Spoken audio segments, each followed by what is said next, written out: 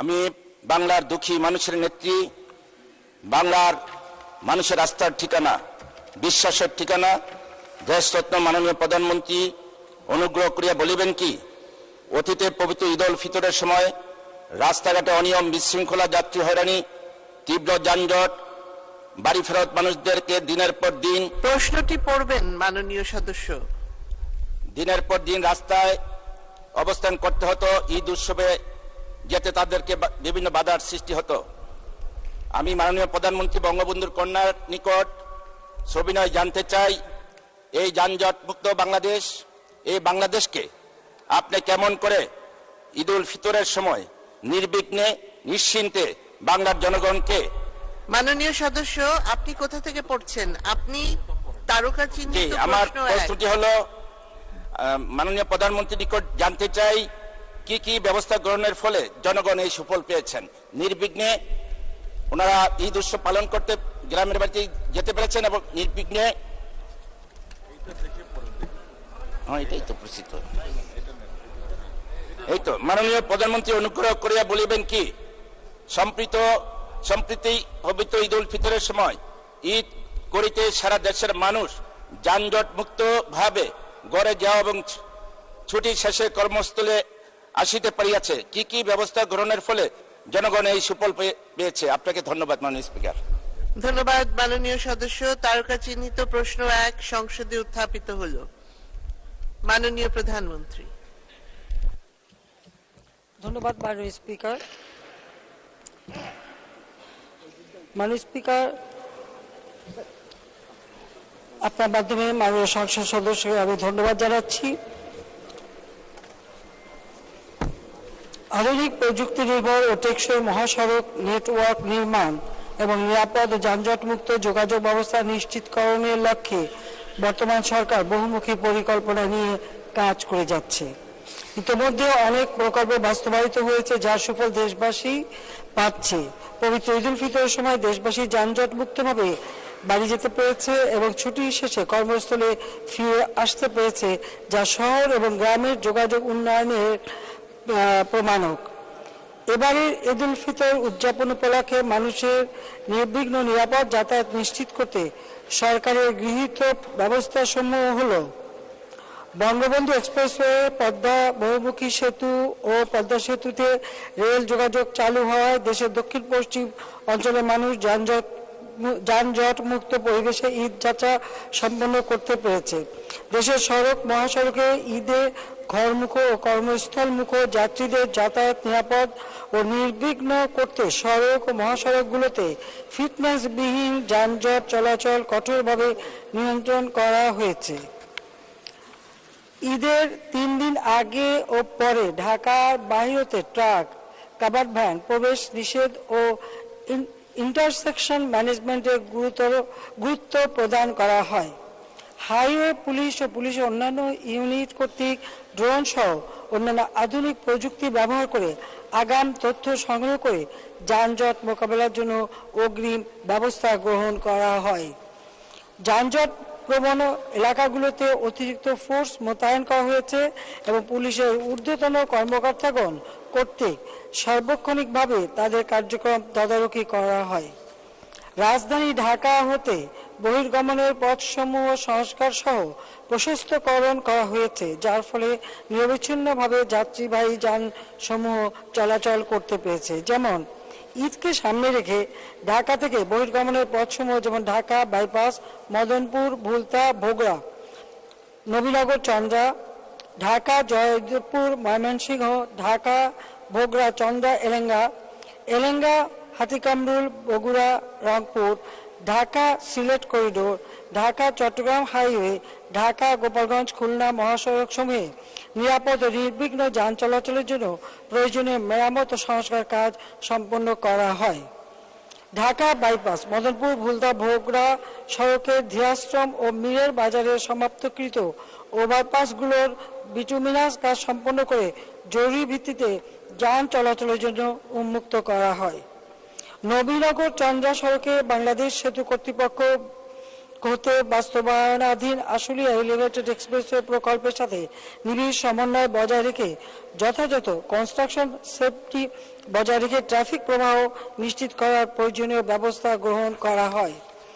ঢাকা জয়দেবপুর ময়মনসিংহ মহাসড়কে বাস rapid transit BRT প্রকল্পের আওতায় বিভিন্ন পয়েন্টে 8টি ফ্লাইওভার নির্মাণের কাজ সম্পন্ন হয়েছে। বিভিন্ন পয়েন্টে 8টি ফ্লাইওভারের মধ্যে 7টি এবং আজমপুর থেকে চেরাগালি পর্যন্ত 10 লেনের টঙ্গী ব্রিজ সহ 4.5 কিলোমিটার উড়াল সড়ক নির্মাণ কাজ ইতিমধ্যে সমাপ্ত হয়েছে।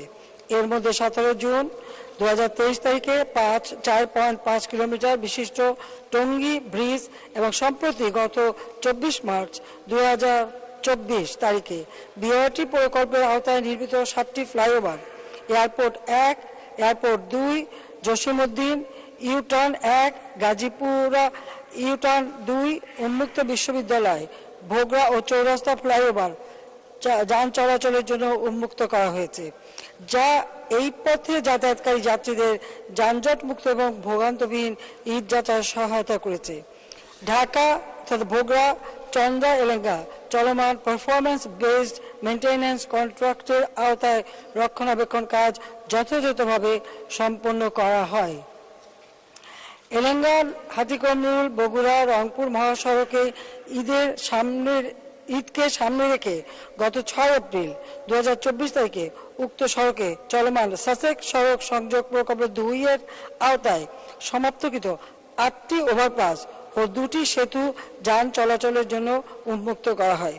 সড়কের যেসব স্থানে লেন বিন্যাস পরিবর্তন হয়েছে সেখানে যথাযথভাবে ট্যাপারিং করে লেন পরিবর্তন করে যান চলাচল নির্বিঘ্ন করার ব্যবস্থা গ্রহণ করা হয়। ঢাকা চট্টগ্রাম হাইওয়েতে ঈদকে সামনে রেখে মেঘনা ও দাউদকান্দি টোল প্লাজার অতিরিক্ত 6টি বুথ চালু করা হয়।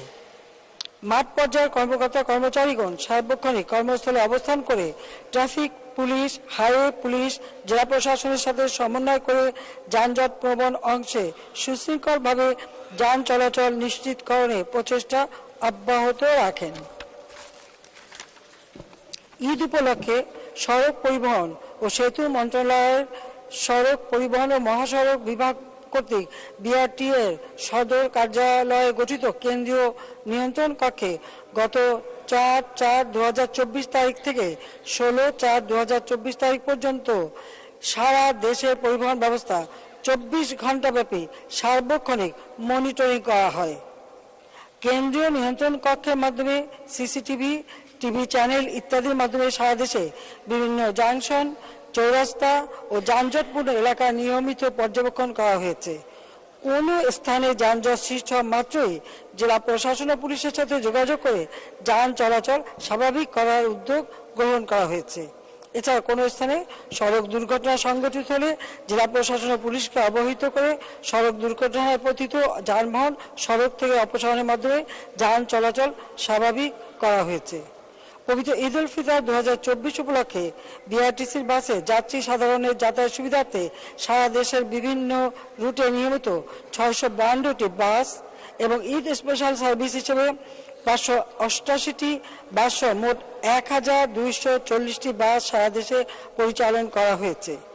সড়ক পরিবহন ও সেতু মন্ত্রণালয়ের মাননীয় মন্ত্রী জনাব ওবায়দুল কাদের এমপি মহোদয়ের সভাপতিত্বে গত 21/3/2024 তারিখে বিআরটিসি, সেতু বিভাগ, সড়ক ও জনপথ অধিদপ্তর, শিল্প মন্ত্রণালয়, শ্রম ও কর্মসংস্থান মন্ত্রণালয়, পুলিশ বিভাগ, স্বাস্থ্য সেবা বিভাগ, ডিটিসিএ, নৌ পরিবহন মন্ত্রণালয়, বিভাগীয় কমিশনার, ডিআইজি, জেলা প্রশাসক, পুলিশ সুপার, বিকেএমইএ, সড়ক পরিবহন মালিক সমিতি, সড়ক পরিবহন শ্রমিক ফেডারেশন ও সাংবাদিক সহ সংশ্লিষ্ট অংশীজনদেরকে নিয়ে ঈদ উল ফিতরে সড়ক যাতায়াত নিরাপদ ও নির্বিঘ্ন করার জন্য প্রস্তুতিমূলক সভা অনুষ্ঠিত হয়। ঈদ উল ফিতর উপলক্ষে নিরাপদ ঈদযাত্রা সড়ক দুর্ঘটনা রোধে সড়কে শৃঙ্খলা রক্ষা, মোটরযান মালিক, চালক, যাত্রী ও পথচারীদের জন্য সচেতনতা, অনলাইনে টিকেটিং এর অতিরিক্ত ভাড়া আদায় বন্ধ ও ঈদের আগের দিন ও ঈদের পরের 3 দিন ট্রাক কাভার্ড ভ্যান ও লরি চলাচল বন্ধ রাখার বিষয়ে দেশের বিভিন্ন দৈনিক জাতীয় পত্রিকায় বিজ্ঞপ্তি প্রকাশ করা হয়েছে। পবিত্র ঈদ উল ফিতর উপলক্ষে ঈদ যাত্রা নিরাপদ ও নির্বিঘ্ন করতে অতিরিক্ত ভাড়া আদায় বন্ধ, সড়ক দুর্ঘটনা রোধ, সড়ক মহাসড়কে ওভার স্পিড নিয়ন্ত্রণ, nosimon, Karimganj, three wheeler, easy bike চলাচল বন্ধে বিআরটি এর উদ্যোগে জেলা প্রশাসন ও হাইওয়ে পুলিশের সহযোগিতায় দেশের 64টি জেলায় প্রতিদিন মোবাইল কোর্ট পরিচালনা করা হয়েছে। সর্বোপরি ঈদ উল ফিতর 2024 কালীন সরকারি সিদ্ধান্ত সমূহের যথাযথ বাস্তবায়নের ফলে সর্বসাধারণের ঈদ যাত্রা নির্বিঘ্ন ও যানজটবিহীন হয়েছে এবং ঈদ ছুটি শেষে কর্মস্থলে ফিরে আসতে পেরেছে। ধন্যবাদ মাননীয় স্পিকার। ধন্যবাদ মাননীয় প্রধানমন্ত্রী। মাননীয় সদস্য জনাব মোহাম্মদ মাইনুল হোসেন খান, আপনি একটি সম্পূরক প্রশ্ন করুন। ধন্যবাদ মাননীয় স্পিকার। আমি মাননীয় প্রধানমন্ত্রীকে আন্তরিক ধন্যবাদ জানাই আমার প্রশ্নের উত্তর প্রদানের জন্য। মাননীয় প্রধানমন্ত্রীর নেতৃত্বে দেশের যোগাযোগ ব্যবস্থা ব্যাপক পরিবর্তন হয়েছে। বাংলাদেশের রাস্তার চলাচল করলে মনে হয় যেন বিদেশে আছি। মাননীয় প্রধানমন্ত্রীকে আন্তরিক ধন্যবাদ। মাননীয় মন্ত্রীর নিকট আমার সম্পূরক প্রশ্ন, রাজধানীর প্রবেশ মুখ গাবতলী বাস টার্মিনাল যানজট মুক্ত করার লক্ষ্যে বিশেষ কোনো পদক্ষেপ গ্রহণ করা হইবে কিনা? আপনাকে ধন্যবাদ মাননীয় স্পিকার। ধন্যবাদ মাননীয় সদস্য। মাননীয় প্রধানমন্ত্রী। মাননীয় স্পিকার, এটা শুধু গাবতলী বলে না, আমাদের প্রচেষ্টাই থাকবে সবসময় যে সড়ক মহাসড়কে সবসময় যেন যানজট মুক্ত হয়। আর গাবতলী ওই এলাকাগুলি বিশেষ করে সেখানে গাড়ি রাখা, পার্কিং করা, অথবা এখানে অনেক সময় এটা করা হয় যে অনেক বাস মালিকদের কম্পিটিশন দেখা দেয়, যাত্রী আগে কে তুলবে সেটা মাথায় রেখে অহেতুক যানজট সৃষ্টি করা হয়। আবার সেই সাথে চাঁদাবাজির ব্যাপারটাও আছে, তো সেগুলি যাতে না হয় সে ব্যবস্থা নেওয়া হবে। আর তাছাড়া আমরা প্রতিটি জায়গায় পার্কিংয়ের ব্যবস্থা করা, ট্রাক এবং বাস যথেষ্টভাবে যেন নির্দিষ্ট জায়গা তৈরি করা এবং সেখানে পার্কিংয়ের ব্যবস্থা করে যানজট যাতে সড়কে না হয় বা সড়ক যেন দখলে না থাকে সেদিকে বিশেষ ব্যবস্থা নেওয়ার পদক্ষেপ আমরা নিচ্ছি এবং আগামীতে এটা চলমান থাকবে এবং আমরা দেখব কোন কোন এলাকায় এই অসুবিধাগুলি আছে সেটা দেখেই ব্যবস্থা নেওয়া হবে। ধন্যবাদ মাননীয় স্পিকার। ধন্যবাদ মাননীয় প্রধানমন্ত্রী। মাননীয় বিরোধী দলীয় চিফ হুইপ জনাব মোহাম্মদ মুজিবুল হক, কিশোরগঞ্জ 3, সম্পূরক প্রশ্ন। মাননীয় স্পিকার, মাননীয় প্রধানমন্ত্রী, ধন্যবাদ জানাই যে হ্যাঁ আপনাদের অনেক পদক্ষেপের ফলে এবার ঈদে কোনো অসহনীয় যানজট হয় নাই। মাননীয় প্রধানমন্ত্রী, ঈদের 15 দিনে বিআরটিসির হিসাব মতে সড়ক দুর্ঘটনায় 320 জনের মৃত্যু হয়েছে। 16 এপ্রিল ফরিদপুরে বাস দুর্ঘটনায় 15 জন মারা যায়। এডিসি ডিসি সেইটা একটা তদন্ত কমিটি করে তারা বলেন যে এই বাস দুর্ঘটনায় 15 জন মারা যায়, বাসটার ফিটনেস ছিল না। চট্টগ্রামের রাঙ্গুনিয়ায় 12 এপ্রিলে যে বাসের ধাক্কায় প্রকৌশল বিশ্ববিদ্যালয়ের 2 জন ছাত্র মারা যায়, দেখা গেল ওই বাসটারও ফিটনেস ছিল না এবং বাসটার বয়স ছিল 43 বছর। 17 এপ্রিল ঝালকাঠিতে সিমেন্টবাহী ট্রাকের চাপায় 14 জন মারা যায়। সেই ট্রাকটার ড্রাইভারের হেভি যানবাহন চালানোর কোনো লাইসেন্স ছিল না। 19 এপ্রিলে রাজধানীর বিমানবন্দরে নিরাপত্তা ওয়াল ভেঙে একটা বাস ঢুকে চাপা দেয়, একজন প্রকৌশলী মারা যায় বেবিচকের। সেই বাসটারও ড্রাইভারের কোনো ভারী যানবাহনের বাস চালানোর কোনো ড্রাইভিং লাইসেন্স ছিল না। মানে প্রধানমন্ত্রী, আপনি আজ থেকে বেশ কয়েক বছর আগে ক্যাবিনেটে ছিলাম, তখন অনেকগুলি নির্দেশনা দিয়েছিলেন রোডসে নিরাপত্তার জন্য। একটা ছিল যে সড়কে বিভিন্ন জায়গায় ড্রাইভাররা ঘুমানোর জন্য, রেস্ট নেওয়ার জন্য রেস্ট রুম, প্লাস কোন ড্রাইভার জন্য মানে এই যে গাড়ি চালায় করতে গিয়ে পরে কিন্তু এই গাড়ি চালাইতে গিয়ে তারা ওগোমা থাকে। আমার প্রশ্ন হলো যে মানে প্রধানমন্ত্রী, এর সড়ক মন্ত্রী আছেন, এই যে অ্যাক্সিডেন্টের যেটা বেশিরভাগই হচ্ছে কিন্তু ড্রাইভিং লাইসেন্স নাই এবং ফিটনেস নাই, এই দুইটাই মেইন কারণ। এইটার যদি বন্ধ করা যায় তাহলে যেভাবে ঈদে যাত্রা সহজ হয়েছে তাহলে অ্যাক্সিডেন্টে মারাটাও কম যাবে। এই বিষয়ে আপনার নির্দেশনা চাই। ধন্যবাদ। ধন্যবাদ মাননীয় প্রধানমন্ত্রী। ধন্যবাদ মাননীয় সদস্য, আপনার প্রশ্ন এবং বিশেষ করে উত্তরও আপনি দিয়েছেন, যে কি করণীয় সেটাও বলে দিয়েছেন, সেই জন্য আপনাকে ধন্যবাদ। দেখুন, আসলে আমাদের ঘনবসতিপূর্ণ দেশ, আমাদের যারা এই যে ট্রাফিকের কাজ করে, আমাদের পুলিশ সহ আইন শৃঙ্খলা রক্ষাকারী সংস্থা দিন রাত অক্লান্ত পরিশ্রম করে এবং যার ফলে মানুষ কিন্তু সেই সুবিধাটা ভোগ করে। তাদের কিন্তু ঈদ ছুটি বলে কিছু নেই, ঝড় বৃষ্টি রোদ বলে কিছু নেই, তারা কিন্তু তাদের কর্তব্য পালন করে যান। কিন্তু আমাদের দেশের মানুষের মধ্যে যদি সচেতনতা না আসে তাহলে আপনারা কি করবেন? যেমন এখন হেল্পার যদি গাড়ি চালায় বা তার লাইসেন্স নাই, সে কখন যে কোন গাড়িতে যে বসে চালাতে শুরু করেছে এটা তো বোঝাই সমস্যা, অনেক সময় বোঝা যায় না। এবং এভাবে এরা গাড়ি চালাতে যেয়েই কিন্তু দুর্ঘটনা ঘটে, নিজেও মরে, যাত্রীদেরকেও মারে। কাজে এই সচেতনতাটা হচ্ছে সব থেকে বড় দরকার, যেটা আমি মনে করি, অন্য কোনোভাবে হয় না। দ্বিতীয় কথা হচ্ছে, হ্যাঁ, আমাদের মানুষের মাথাপিছু আয় বেড়েছে, ক্রয় ক্ষমতা বেড়েছে, আমরাও গাড়ি কেনার সুযোগ দিয়েছি মানুষকে, আমাদের বিশেষ করে সরকারি কর্মচারীদের সুযোগ দিয়েছি। এখন আমাদের গাড়ির সংখ্যা এত বেশি, কিন্তু সেই তুলনায় ড্রাইভারের সংখ্যা খুব কম। কিন্তু আপনারা জানেন যে এই ড্রাইভারদেরকে ট্রেনিং এর ব্যবস্থাও কিন্তু আমরা নিচ্ছি। আর এবার এখন ট্রেনিং শুধু হাতে কলমেই ট্রেনিং না, একেবারে কম্পিউটারাইজড, এটা ডিজিটাল সিস্টেমে পরীক্ষা নিরীক্ষা করেই যাতে লাইসেন্স দেওয়া হয়, সেই পদক্ষেপটাই আমরা নিচ্ছি। আমি মনে করি যে এই ট্রেনিংটা নেওয়া, আর যারা এইভাবে যাদের ভারী গাড়ি চালাবার কোনো লাইসেন্স কেন যোগ্যতাই নেই, তারা যেন এই ধরনের কোনো গাড়ি চালাতে না যায়। এটা হচ্ছে নিজেকে আত্মঘাতী, আমি বলবো এটা সম্পূর্ণ আত্মঘাতী একটা ব্যবস্থা। এই আত্মঘাতী ব্যবস্থা থেকে মানুষকে বিরত করা, এ ব্যাপারে আমার মনে হয় সকলেই যদি আপনারা একটু সচেতন হন এবং সোচ্চার হন এবং মানুষের মাঝে সেই সচেতনতাটা সৃষ্টি করতে পারেন, তাহলে কিন্তু এটা অনেকটা কমবে। তারপরেও আপনার দেখেন দুর্ঘটনাই, এটা তো আমাদের দেশে বলে না, পৃথিবীর সব দেশে আপনি যান, অন্যান্য দেশে কি পরিমাণ মানুষ দুর্ঘটনায় মারা যায়, সেটা খুবই দুঃখজনক। আমরা চাই না মানুষের দুর্ঘটনায় মৃত্যু। আর যে কারণে আমরা কিন্তু এর আগে যেখানে দুর্ঘটনা হয়েছে সেই জায়গাগুলি সুনির্দিষ্ট করে দুর্ঘটনা মুক্ত করবার পদক্ষেপ আমরা নিয়েছি। তার জন্য এখন অনেক এলাকায় দুর্ঘটনা হচ্ছে না। কিন্তু আমাদের এই ড্রাইভারের ব্যাপারটা নিয়ে সমস্যা।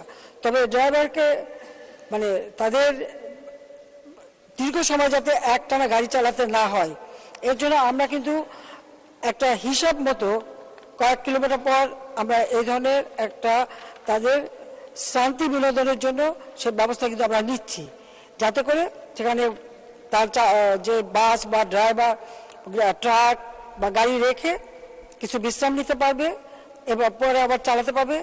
এটাও কিন্তু পদক্ষেপ নেওয়া হয়েছে এবং সেই ধরনের অনেকগুলি সার্ভিস স্থান তৈরি করা হচ্ছে এবং সেটা যখন হয়ে যাবে তখন ড্রাইভাররা একটু পাবে। আর একটা কথা আমি বলবো, মাননীয় সংসদ সদস্য যিনি প্রশ্ন, তিনি সকলকেই, আপনারা যখন ড্রাইভারকে দিয়ে গাড়ি চালান, তা আপনার ড্রাইভার সে খেলো কিনা সময় মতো, নিজে বিশ্রাম নিচ্ছে কিনা, নিজেরাও একটু সেই ব্যবস্থা আত্মনিক হবেন, নিজেও সেই ব্যবস্থাটা করবেন। অনেকেই তা করেন না। আপনাদের প্রয়োজন আপনারা গাড়ি চালাতে বলে দেন, চলতেই থাকে, কিন্তু তার খাওয়া হলো কিনা, আপনি হয়তো পার্টি খেয়ে আসেন, দাওয়াত খেয়ে আসেন, কিন্তু আপনার ড্রাইভার খাবার পেলো কিনা সে খবরটা রাখেন না। তো এই ব্যাপারে যদি আপনার নিজেরাও একটু সচেতন হন, তাহলে কিন্তু এই ড্রাইভারদের উপরে একটু চাপটা কমে যায় এবং তখন সে যদি শান্ত না হয়ে যায় তাহলে এই অ্যাক্সিডেন্টটা আর হবে না। তো আমরা কিন্তু শান্তি বিনোদনের ব্যবস্থা করে দিচ্ছি, এটা আমারই নির্দেশ ছিল, সেই নির্দেশ মোতাবেক কাজ হচ্ছে। ধন্যবাদ মাননীয় স্পিকার। ধন্যবাদ মাননীয় প্রধানমন্ত্রী। মাননীয় সদস্য মোহাম্মদ আওলাদ হোসেন, ঢাকা ৪, সম্পূরক প্রশ্ন করুন। মাননীয় স্পিকার, আপনাকে ধন্যবাদ। মাননীয় স্পিকার, দক্ষিণবঙ্গের 21টি জেলার প্রবেশ মুখ আমাদের পোস্তগোলা ধুলাইপাল। পদ্মা সেতু মাননীয় প্রধানমন্ত্রীর উপহার, দক্ষিণবঙ্গের মানুষের উপহার। পদ্মা সেতু পার হয়ে দক্ষিণবঙ্গের মানুষ যখন ফিরে আসে, ধুলাইপাল চৌরাস্তায় এসে ঘন্টার পর ঘন্টা বসে থাকতে হয়। আমরা আপনারা দেখেছেন এবার বিভিন্ন মিডিয়াতে আমরা ঢাকা 4 এবং ঢাকা 5-এর সংসদ সদস্য স্থানীয় ওয়ারি বিভাগের ট্রাফিকদের নিয়ে দিনরাত কাজ করে এবার ঈদ ফেরত মানুষকে নির্বিঘ্নে আসার চেষ্টা করেছি। সেখানে সেই যানজট নিরসনের জন্য মাননীয় প্রধানমন্ত্রী এরই মাঝে দক্ষিণবঙ্গের মানুষের চট্টগ্রাম যাওয়ার জন্য পোস্তগোলা থেকে ফতুল্লা হয়ে 4 লেনের যে প্রজেক্ট পাশ করেছেন। আমার প্রশ্ন, সেই প্রজেক্টটা একটাকে পাশ হয়েছে, যথাসময়ে দ্রুত সম্পাদন করলে আগামী রমজান ঈদের আগে আশা করি যানজট হবে না, এরকম একটা নিশ্চয় দেওয়া যায়। আমি সেই প্রকল্পটি নির্দিষ্ট সময়ে সমাধান করার জন্য মাননীয় প্রধানমন্ত্রী নির্দেশনা কামনা করছি। ধন্যবাদ মাননীয় স্পিকার, ধন্যবাদ মাননীয় প্রধানমন্ত্রী। ধন্যবাদ মাননীয় সদস্য। মাননীয় প্রধানমন্ত্রী। মাননীয় স্পিকার, আমি মাননীয় সদস্যকে বলবো যে আমরা তো যানজট নিয়ে ইতিমধ্যে কাজ করেছি এবং সে ধরনের প্রকল্প নিয়েছে, একটাকে পাশও করেছে এবং এটা যথাসময়ে বাস্তবায়ন হবে। তবে এবারে ঈদের যানজট মুক্ত করতে মাননীয় সংসদ সদস্য সকলকে নিয়ে যে ব্যবস্থাটা নিয়েছে, এইভাবে যদি সবসময় নজরদারিটা রাখে তাহলে আর কখনো যানজট থাকবেই না। কাজে আমি আশা করি মাননীয় সংসদ সদস্য তার এই দায়িত্বটা যথাযথ পালন করে যাবে। আর আমরা এই এলাকা আমি জানি যেখানে আরো যানজট যাতে না হয় তার জন্য যথাযথ ব্যবস্থা নেওয়া হয়েছে এবং সেই জন্য প্রকল্প গ্রহণ করা হয়েছে। তবে প্রকল্প বাস্তবায়নে তো সময় লাগে, রাস্তাঘাট তড়িঘড়ি করে করলে হয় না। এমনি আমাদের মাটি নরম, আমরা অন্যান্য দেশে রাস্তা করতে যা খরচ লাগে আমাদের খরচ অনেক বেশি লাগে, একটা মাত্র কারণে যে আমাদের দোআঁশ মাটি, নরম মাটি, যেটাকে বলে জোয়া মাটি। এখানে কাজ করতে গেলে আগে মাটিটাও তৈরি করতে হয়। আমরা এখন আধুনিক পদ্ধতিতে করে যাচ্ছি, যার জন্য রাস্তাগুলি টেকসই হচ্ছে। একবার একটা বর্ষা হলে অথবা বন্যা হলে অথবা যে কোনো কারণে মাটি সরে যায়, এটা আমাদের আসলে এটা তো একটা বদ্বীপ, এটা আমাদের মনে রাখতে হবে। কাজে সেদিকে আমরা যানজট মুক্ত হওয়া বা দুর্ঘটনা যাতে কম হয় সেদিকে যথেষ্ট সচেতন আমরা। ধন্যবাদ মাননীয় স্পিকার। ধন্যবাদ মাননীয় প্রধানমন্ত্রী। তারকা চিহ্নিত প্রশ্ন 2, মাননীয় সদস্য ডাক্তার সামিজউদ্দিন আহমেদ শিমুল, চাঁপাইনবাবগঞ্জ 1। আপনি প্রশ্নটি পাঠপূর্বক উত্থাপন করুন। ধন্যবাদ মাননীয় স্পিকার। তারকা চিহ্নিত প্রশ্ন 2, মাননীয় প্রধানমন্ত্রী অনুগ্রহ করিয়া বলিবেন কি, মধ্যপ্রাচ্যে বর্তমানে একটি সংঘাতপূর্ণ পরিস্থিতির সৃষ্টির আভাস লক্ষ্য করা যাইতেছে। এই পরিস্থিতিতে আমাদের অর্থনীতির যেন কোনো বিরূপ প্রভাব না পড়ে সে লক্ষ্যে অগ্রিম কোনো পদক্ষেপ গ্রহণ করা হইবে কিনা, হইলে তাহা কি? ধন্যবাদ মাননীয় প্রধানমন্ত্রী। ধন্যবাদ মাননীয় স্পিকার। ধন্যবাদ মাননীয় সদস্য। তারকা চিহ্নিত প্রশ্ন 2 সংসদে উত্থাপিত হলো। মাননীয় প্রধানমন্ত্রী। ধন্যবাদ মাননীয় স্পিকার। আমি মাননীয় সংসদ সদস্যকে আপনার মাধ্যমে ধন্যবাদ জানাচ্ছি এই প্রশ্নটি করার জন্য। এটা একটি গুরুত্বপূর্ণ বিষয়। মাননীয় স্পিকার, প্রথমত আমরা সকল ধরনের সংঘাতের বিপক্ষে। আমরা জাতির পিতার বঙ্গবন্ধু শেখ মুজিবুর রহমানের দেখানো পথ, যথা সকলের সঙ্গে বন্ধুত্ব, কারোর সাথে বৈরিতা নয়, এই নীতিতে বিশ্বাস করি। বর্তমান মধ্যপ্রাচ্যে সংঘাতপূর্ণ পরিস্থিতি সৃষ্টির যে আভাস দেখা যাচ্ছে তা সারা বিশ্বের পাশাপাশি বাংলাদেশের সামাজিক, রাজনৈতিক, অর্থনৈতিক ক্ষেত্রেও প্রভাব ফেলবে বলে ধারণা করা যায়। দেশের অর্থনীতিতে এই সংঘাতের কিছুটা প্রভাব আসতে পারে, বিশেষ করে বিশ্ব বাজারের অস্থিতিশীলতা, বাজার ব্যবস্থাপনায় অসামঞ্জস্যতা এবং বিশ্বব্যাপী জ্বালানি তেলের মূল্য বৃদ্ধির সূত্রে দেশের মূল্যস্ফীতি কিছুটা বৃদ্ধি পাওয়ার সম্ভাবনা থাকে। এছাড়া সংঘাতপূর্ণ পরিস্থিতির কারণে পণ্য সরবরাহের সাপ্লাই চেইন ক্ষতিগ্রস্ত হলে মূলত ইরান ও পার্শ্ববর্তী অঞ্চলে রপ্তানি সংশ্লিষ্ট পরিবহন খরচ বৃদ্ধি পেতে থাকে। এতে পণ্য তৈরি ও সরবরাহ ব্যয় বৃদ্ধি পাওয়ায় রপ্তানিকারকরা কঠিন প্রতিযোগিতার সম্মুখীন হতে পারে। এইরূপ অবস্থায় আমাদের সরকারের সকল মন্ত্রণালয় বিভাগকে আমি নির্দেশ দিয়েছি যাতে প্রত্যেকে মধ্যপ্রাচ্যের চলমান ঘটনা প্রবাহের উপর নজর রাখে এবং এ বিষয়ে নিজ নিজ করণীয় নির্ধারণ করে। বিশেষ করে এই সংঘাত দীর্ঘ হলে কোনো সেক্টরে প্রভাব পড়তে পারে তা বিবেচনায় নিয়ে প্রয়োজনীয় প্রস্তুতি নেওয়ার জন্য আমি নির্দেশনা দিয়েছি। একথা ঠিক যে এই সংঘাত কি মাত্রায় রূপ নেবে এবং এর অর্থনৈতিক প্রভাব কি হতে পারে তা নিয়ে অনিশ্চয়তা রয়েছে। উক্ত পরিস্থিতি সামাল দিতে রপ্তানি বাণিজ্যের প্রতি গুরুত্ব আরোপ সহ উক্ত খাতকে সহযোগিতা করার আবশ্যকতা তৈরি হতে পারে। এই পরিস্থিতিতে অর্থনীতিতে সম্ভাব্য বিরূপ প্রভাব প্রশমনের লক্ষ্যে সরকার কর্তৃক গৃহীত অগ্রিম পদক্ষেপ হল চাহিদা ও যোগানের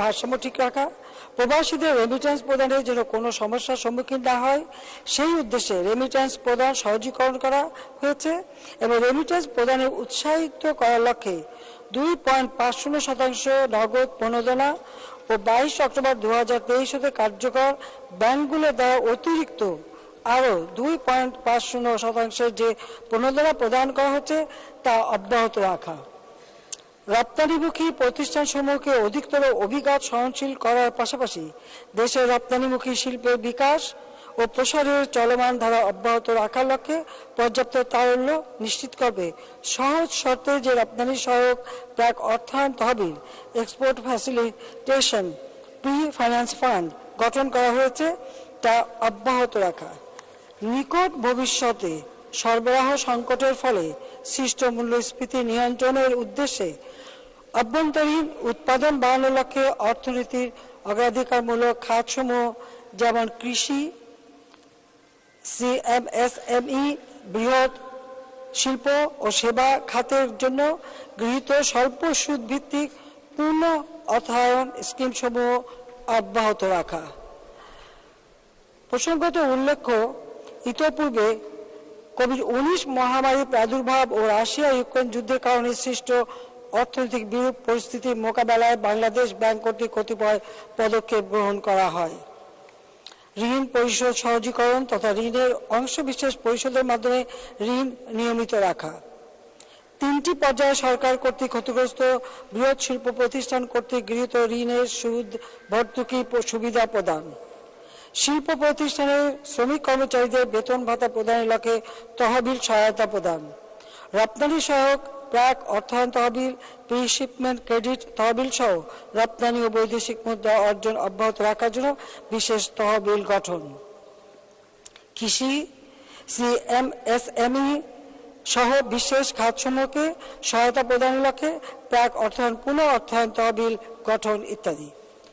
উল্লিখিত সহায়তা সমূহের অনেকগুলো অদ্যাবধি চলমান রয়েছে। এর ফলে রপ্তানি উৎপাদনমুখী শিল্প প্রতিষ্ঠান সহ দেশের ব্যবসা বাণিজ্য পূর্বের তুলনায় ঘাত সহনশীল হয়েছে। বর্তমানে সরকার ও বাংলাদেশ ব্যাংক দেশের অর্থনীতিতে মধ্যপ্রাচ্য সৃষ্ট সংঘাতপূর্ণ পরিস্থিতির প্রভাব নিবিড়ভাবে পর্যবেক্ষণ করছে। শিল্প ব্যবসা সহ দেশের কোনো খাতে এর প্রভাব অনুভূত হলে পূর্বের ন্যায় প্রয়োজনীয় নীতি সহায়তা প্রদান করা হবে।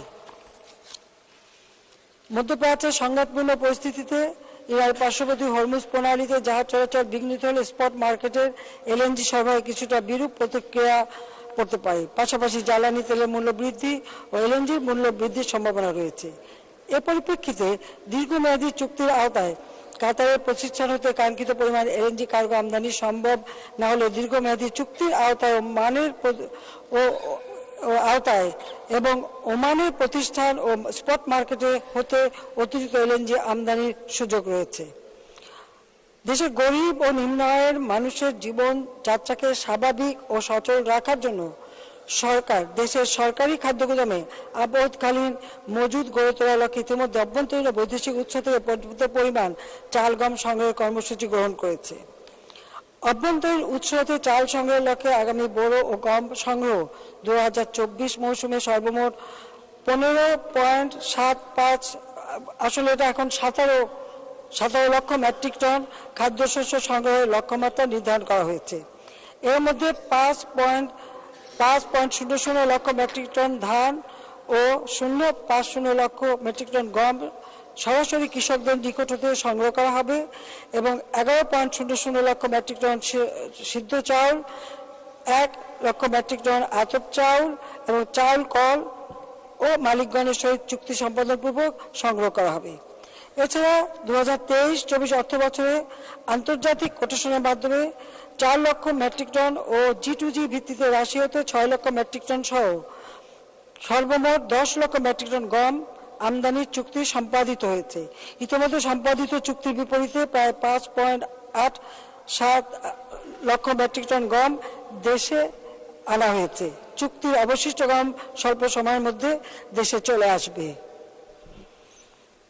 মধ্যপ্রাচ্যে বর্তমানে একটি সংঘাতপূর্ণ পরিস্থিতির প্রভাব চলমান বৈশ্বিক সংকটের মাঝে আমাদের অর্থনীতিতে তথা public food distribution system PFDS এর বিভিন্ন খাতসমূহে সংশ্লিষ্ট দপ্তর অথবা বাহিনী বা সংস্থা প্রকল্পের চাহিদা অনুযায়ী যথাসময়ে প্রয়োজনীয় পরিমাণ খাদ্যশস্য সরবরাহ অব্যাহত রাখা যায় সে লক্ষ্যে সরকারি খাদ্য গুদামসমূহে পর্যাপ্ত পরিমাণ খাদ্যশস্য মজুদ রাখার বিষয়ে ব্যবস্থা গ্রহণ করা হয়েছে। অপরদিকে খাদ্যশস্যের বাজার মূল্য সহনীয় পর্যায়ে স্থিতিশীলকরণ এবং নিম্ন আয়ের মানুষের জীবনযাত্রাকে স্বাভাবিক ও সচল রাখতে খোলা বাজারে OMS এর মাধ্যমে খাদ্যশস্য বিক্রয় কার্যক্রমে সারা দেশে সর্বমোট 871টি কেন্দ্রে খাদ্যশস্য বিক্রয় করা হচ্ছে। এছাড়া সাধারণ OMS এর পাশাপাশি TCBর মাধ্যমে OMS খাতে সারা দেশে TCB কার্ডধারী 1 কোটি পরিবারের মাঝে চাল বিতরণ করা হচ্ছে। এর বাইরে খাদ্য বান্ধব কর্মসূচির আওতায় ইউনিয়ন পর্যায়ে বসবাসরত হতদরিদ্র 50 লক্ষ পরিবারের মাঝে 15 টাকা কেজি দরে 30 কেজি করে বছরে চাল এবং কর্মাভাবকালীন 5 মাস চাল বিতরণের কর্মসূচি চলমান রয়েছে। মধ্যপ্রাচ্যের যে কোনো সংঘাত বা সংঘাতের খবর জ্বালানি তেলের বাজারকে প্রভাবিত করে, ফলে পণ্যের জাহাজ ভাড়া বৃদ্ধি পায়, যা সার্বিকভাবে আমদানি ব্যয়ের উপর চাপ সৃষ্টি করে। অন্যান্য পণ্যের ন্যায় সার আমদানি ব্যয়েও এর প্রভাব পড়তে পারে। বিশেষ করে সারের ক্ষেত্রে বিকল্প উৎস হিসেবে চীন, মরক্কো, তিউনিসিয়া, কানাডা, রাশিয়া ইত্যাদি দেশের সাথে বিদ্যমান সম্পর্ক আরো জোরদার করা হবে, ফলে এই সমস্যা হতে উত্তরণ অনেকাংশে সম্ভব হবে। বাংলাদেশ সরকার বিদেশস্থ বাংলাদেশ মিশনসমূহ এবং বাংলাদেশস্থ বিদেশি মিশনসমূহের মাধ্যমে উদ্ভূত পরিস্থিতি সম্পর্কে নিয়মিত খবরাখবর সংগ্রহ করে যাচ্ছে। বাংলাদেশ সরকার পররাষ্ট্র মন্ত্রণালয়ের মাধ্যমে বিদেশস্থ বাংলাদেশ মিশনসমূহের সাথে নিয়মিত নিবিড় যোগাযোগ অব্যাহত রেখেছে এবং প্রয়োজনীয় দিক নির্দেশনা প্রদান করছে, যে উদ্ভূত সংকট কেটে যায় এবং বাংলাদেশের জনশক্তি রপ্তানি সহ বাণিজ্য বিনিয়োগ চলমান পরিস্থিতির ফলে প্রভাবিত না হয়। মধ্যপ্রাচ্যে চলমান সংকট আরো ঘনীভূত দীর্ঘায়িত হলে তা বাংলাদেশের উপর অর্থনৈতিক প্রভাব ফেলতে পারে বিধায় সরকার এ বিষয়ে প্রয়োজনীয় ব্যবস্থা গ্রহণ করবে। ধন্যবাদ মাননীয় স্পিকার। ধন্যবাদ মাননীয় প্রধানমন্ত্রী, আপনাকে অসংখ্য ধন্যবাদ। মাননীয় সদস্য ডাক্তার সামিজউদ্দিন আহমেদ শিমুল, আপনি একটি সম্পূরক প্রশ্ন করুন। ধন্যবাদ মাননীয় স্পিকার। আমার প্রশ্নের সুন্দর উত্তর জানার জন্য মাননীয় প্রধানমন্ত্রী আধুনিক স্মার্ট বাংলাদেশের উপকার জননেত্রী শেখ হাসিনা মহোদয়কে আন্তরিক ধন্যবাদ ও কৃতজ্ঞতা জানাই। আমার প্রশ্ন, মাননীয় প্রধানমন্ত্রী, আপনি অক্লান্ত পরিশ্রম করে জনগণের ভাগ্যের জন্য কাজ করে যাচ্ছেন, ফলে সর্বক্ষেত্রে উন্নয়নের বিরাজমান। কিন্তু দেশে নিত্য প্রয়োজনীয় দ্রব্য সামগ্রীর মূল্য বৃদ্ধিতে কিছুটা কষ্টের মধ্যে রয়েছে, যদিও বিশ্বের অন্যান্য উন্নত দেশের তুলনায় সহনীয় পর্যায়ে রয়েছে। তাই আপনার নিকট আমার সম্পূরক প্রশ্ন, দ্রব্য সামগ্রীর মূল্য নিয়ন্ত্রণে রাষ্ট্রায়ত্ত প্রতিষ্ঠান TCBর লোকবল বৃদ্ধি করে এই প্রতিষ্ঠানের কার্যক্রম সম্প্রসারণ কোনো পরিকল্পনা গ্রহণ করা হবে কিনা? ধন্যবাদ মাননীয় স্পিকার। ধন্যবাদ মাননীয় সদস্য। মাননীয় প্রধানমন্ত্রী। মাননীয় স্পিকার, আমার TCBতে যে লোকবল আছে সেটা দিয়ে আমরা যেভাবে এখনই মানুষের সেবা করে যাচ্ছি সেটাই যথেষ্ট। আর সাধারণ মানুষের যাতে কষ্ট না হয় সেদিকে লক্ষ্য রেখেই আমরা কিন্তু ব্যবস্থা নিচ্ছি। হ্যাঁ, দ্রব্যমূল্য বৃদ্ধি পেয়েছে, যার প্রভাব আছে বিশেষ করে যারা সীমিত আয়ের তাদের জন্য কষ্ট হচ্ছে। তবে গ্রামে যারা নিজেরা উৎপাদন করতে পারেন বা যারা করছেন তাদের জন্য খুব একটা কষ্ট নেই, হাহাকারও নেই। তারপরেও আমাদের সবসময় প্রচেষ্টা যে দ্রব্যমূল্য যেন নিয়ন্ত্রণে থাকে এবং তার জন্য যথাযথভাবে যে পণ্যের প্রয়োজন আমরা দেশে যেমন উৎপাদন বৃদ্ধির পদক্ষেপ নিয়েছি, পাশাপাশি আমদানিও আমরা করে যাচ্ছি। সেটা যত টাকাই লাগুক আমরা কিন্তু খরচ করে যাচ্ছি, যার জন্য যেটা আমাদের রিজার্ভেও চাপ পড়ছে। রিজার্ভের চাপ পড়লে আসলে আমাদের মানুষের কল্যাণটাই হচ্ছে সব থেকে বড় কথা, সেদিকটাই আমরা লক্ষ্য রাখছি। এবং আমরা যে পারিবারিক কার্ড দিয়েছি তার ফলে কিন্তু স্বল্প মূল্যে চাল সহ অন্যান্য পণ্য কেনারও একটা সুযোগ আমরা সৃষ্টি করে দিয়েছি। আবার যারা আরো দরিদ্র তাদের জন্য আরো কম মূল্যে চাল কিনতে পারে সে ব্যবস্থাও করেছি। আর যারা একেবারে হতদরিদ্র তাদের আমরা বিনামূল্যে তাদেরকে আমরা চাল দিচ্ছি। এভাবে আমরা প্রতিটি ক্ষেত্রেই কিন্তু যথাযথভাবে পদক্ষেপ নিচ্ছি। কাজে টিসিবির এখন যে জনশক্তি আছে সেই জনশক্তি দিয়েই কিন্তু আমরা যথাযথভাবে সবকিছু নিয়ন্ত্রণ করতে সক্ষম হচ্ছি। কিন্তু এই মুহূর্তে বৃদ্ধি করার কোনো প্রশ্ন ওঠে না। ধন্যবাদ মাননীয় স্পিকার। ধন্যবাদ মাননীয় প্রধানমন্ত্রী। মাননীয় সদস্যবৃন্দ, মাননীয় প্রধানমন্ত্রীর জন্য নির্ধারিত প্রশ্নকাল আজকের মতো এখানেই শেষ হলো। মাননীয় সদস্যবৃন্দ, দিনের কার্যসূচি অনুযায়ী এখন অন্যান্য মাননীয় মন্ত্রীগণের জন্য নির্ধারিত প্রশ্ন জিজ্ঞাসা উত্তর। তারকা চিহ্নিত প্রশ্ন 159, মাননীয় সদস্য জনাব মোহাম্মদ কামারুল আরেফিন, কুষ্টিয়া 2, আপনি উত্থাপন করুন।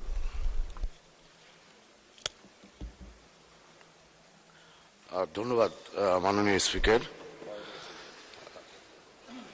খাদ্যমন্ত্রী মহোদয়ের কাছে অনুগ্রহ করে বলবেন কি কুষ্টিয়া জেলার মিরপুর ভেড়ামারা উপজেলায় খাদ্য গোদামের ধারণ ক্ষমতা কত? প্রশ্ন পড়বেন না মাননীয় সদস্য, শুধু উল্লেখ করুন। তারকা চিহ্নিত প্রশ্ন 159 মহান সংসদে আমি উপস্থাপন করার জন্য মাননীয় স্পিকারের কাছে উপস্থাপন করছেন। জি, ধন্যবাদ। তারকা চিহ্নিত প্রশ্ন 159 সংসদে উত্থাপিত হলো। খাদ্যমন্ত্রী জনাব সাধন চন্দ্র মজুমদার। মাননীয় স্পিকার, আপনাকে ধন্যবাদ।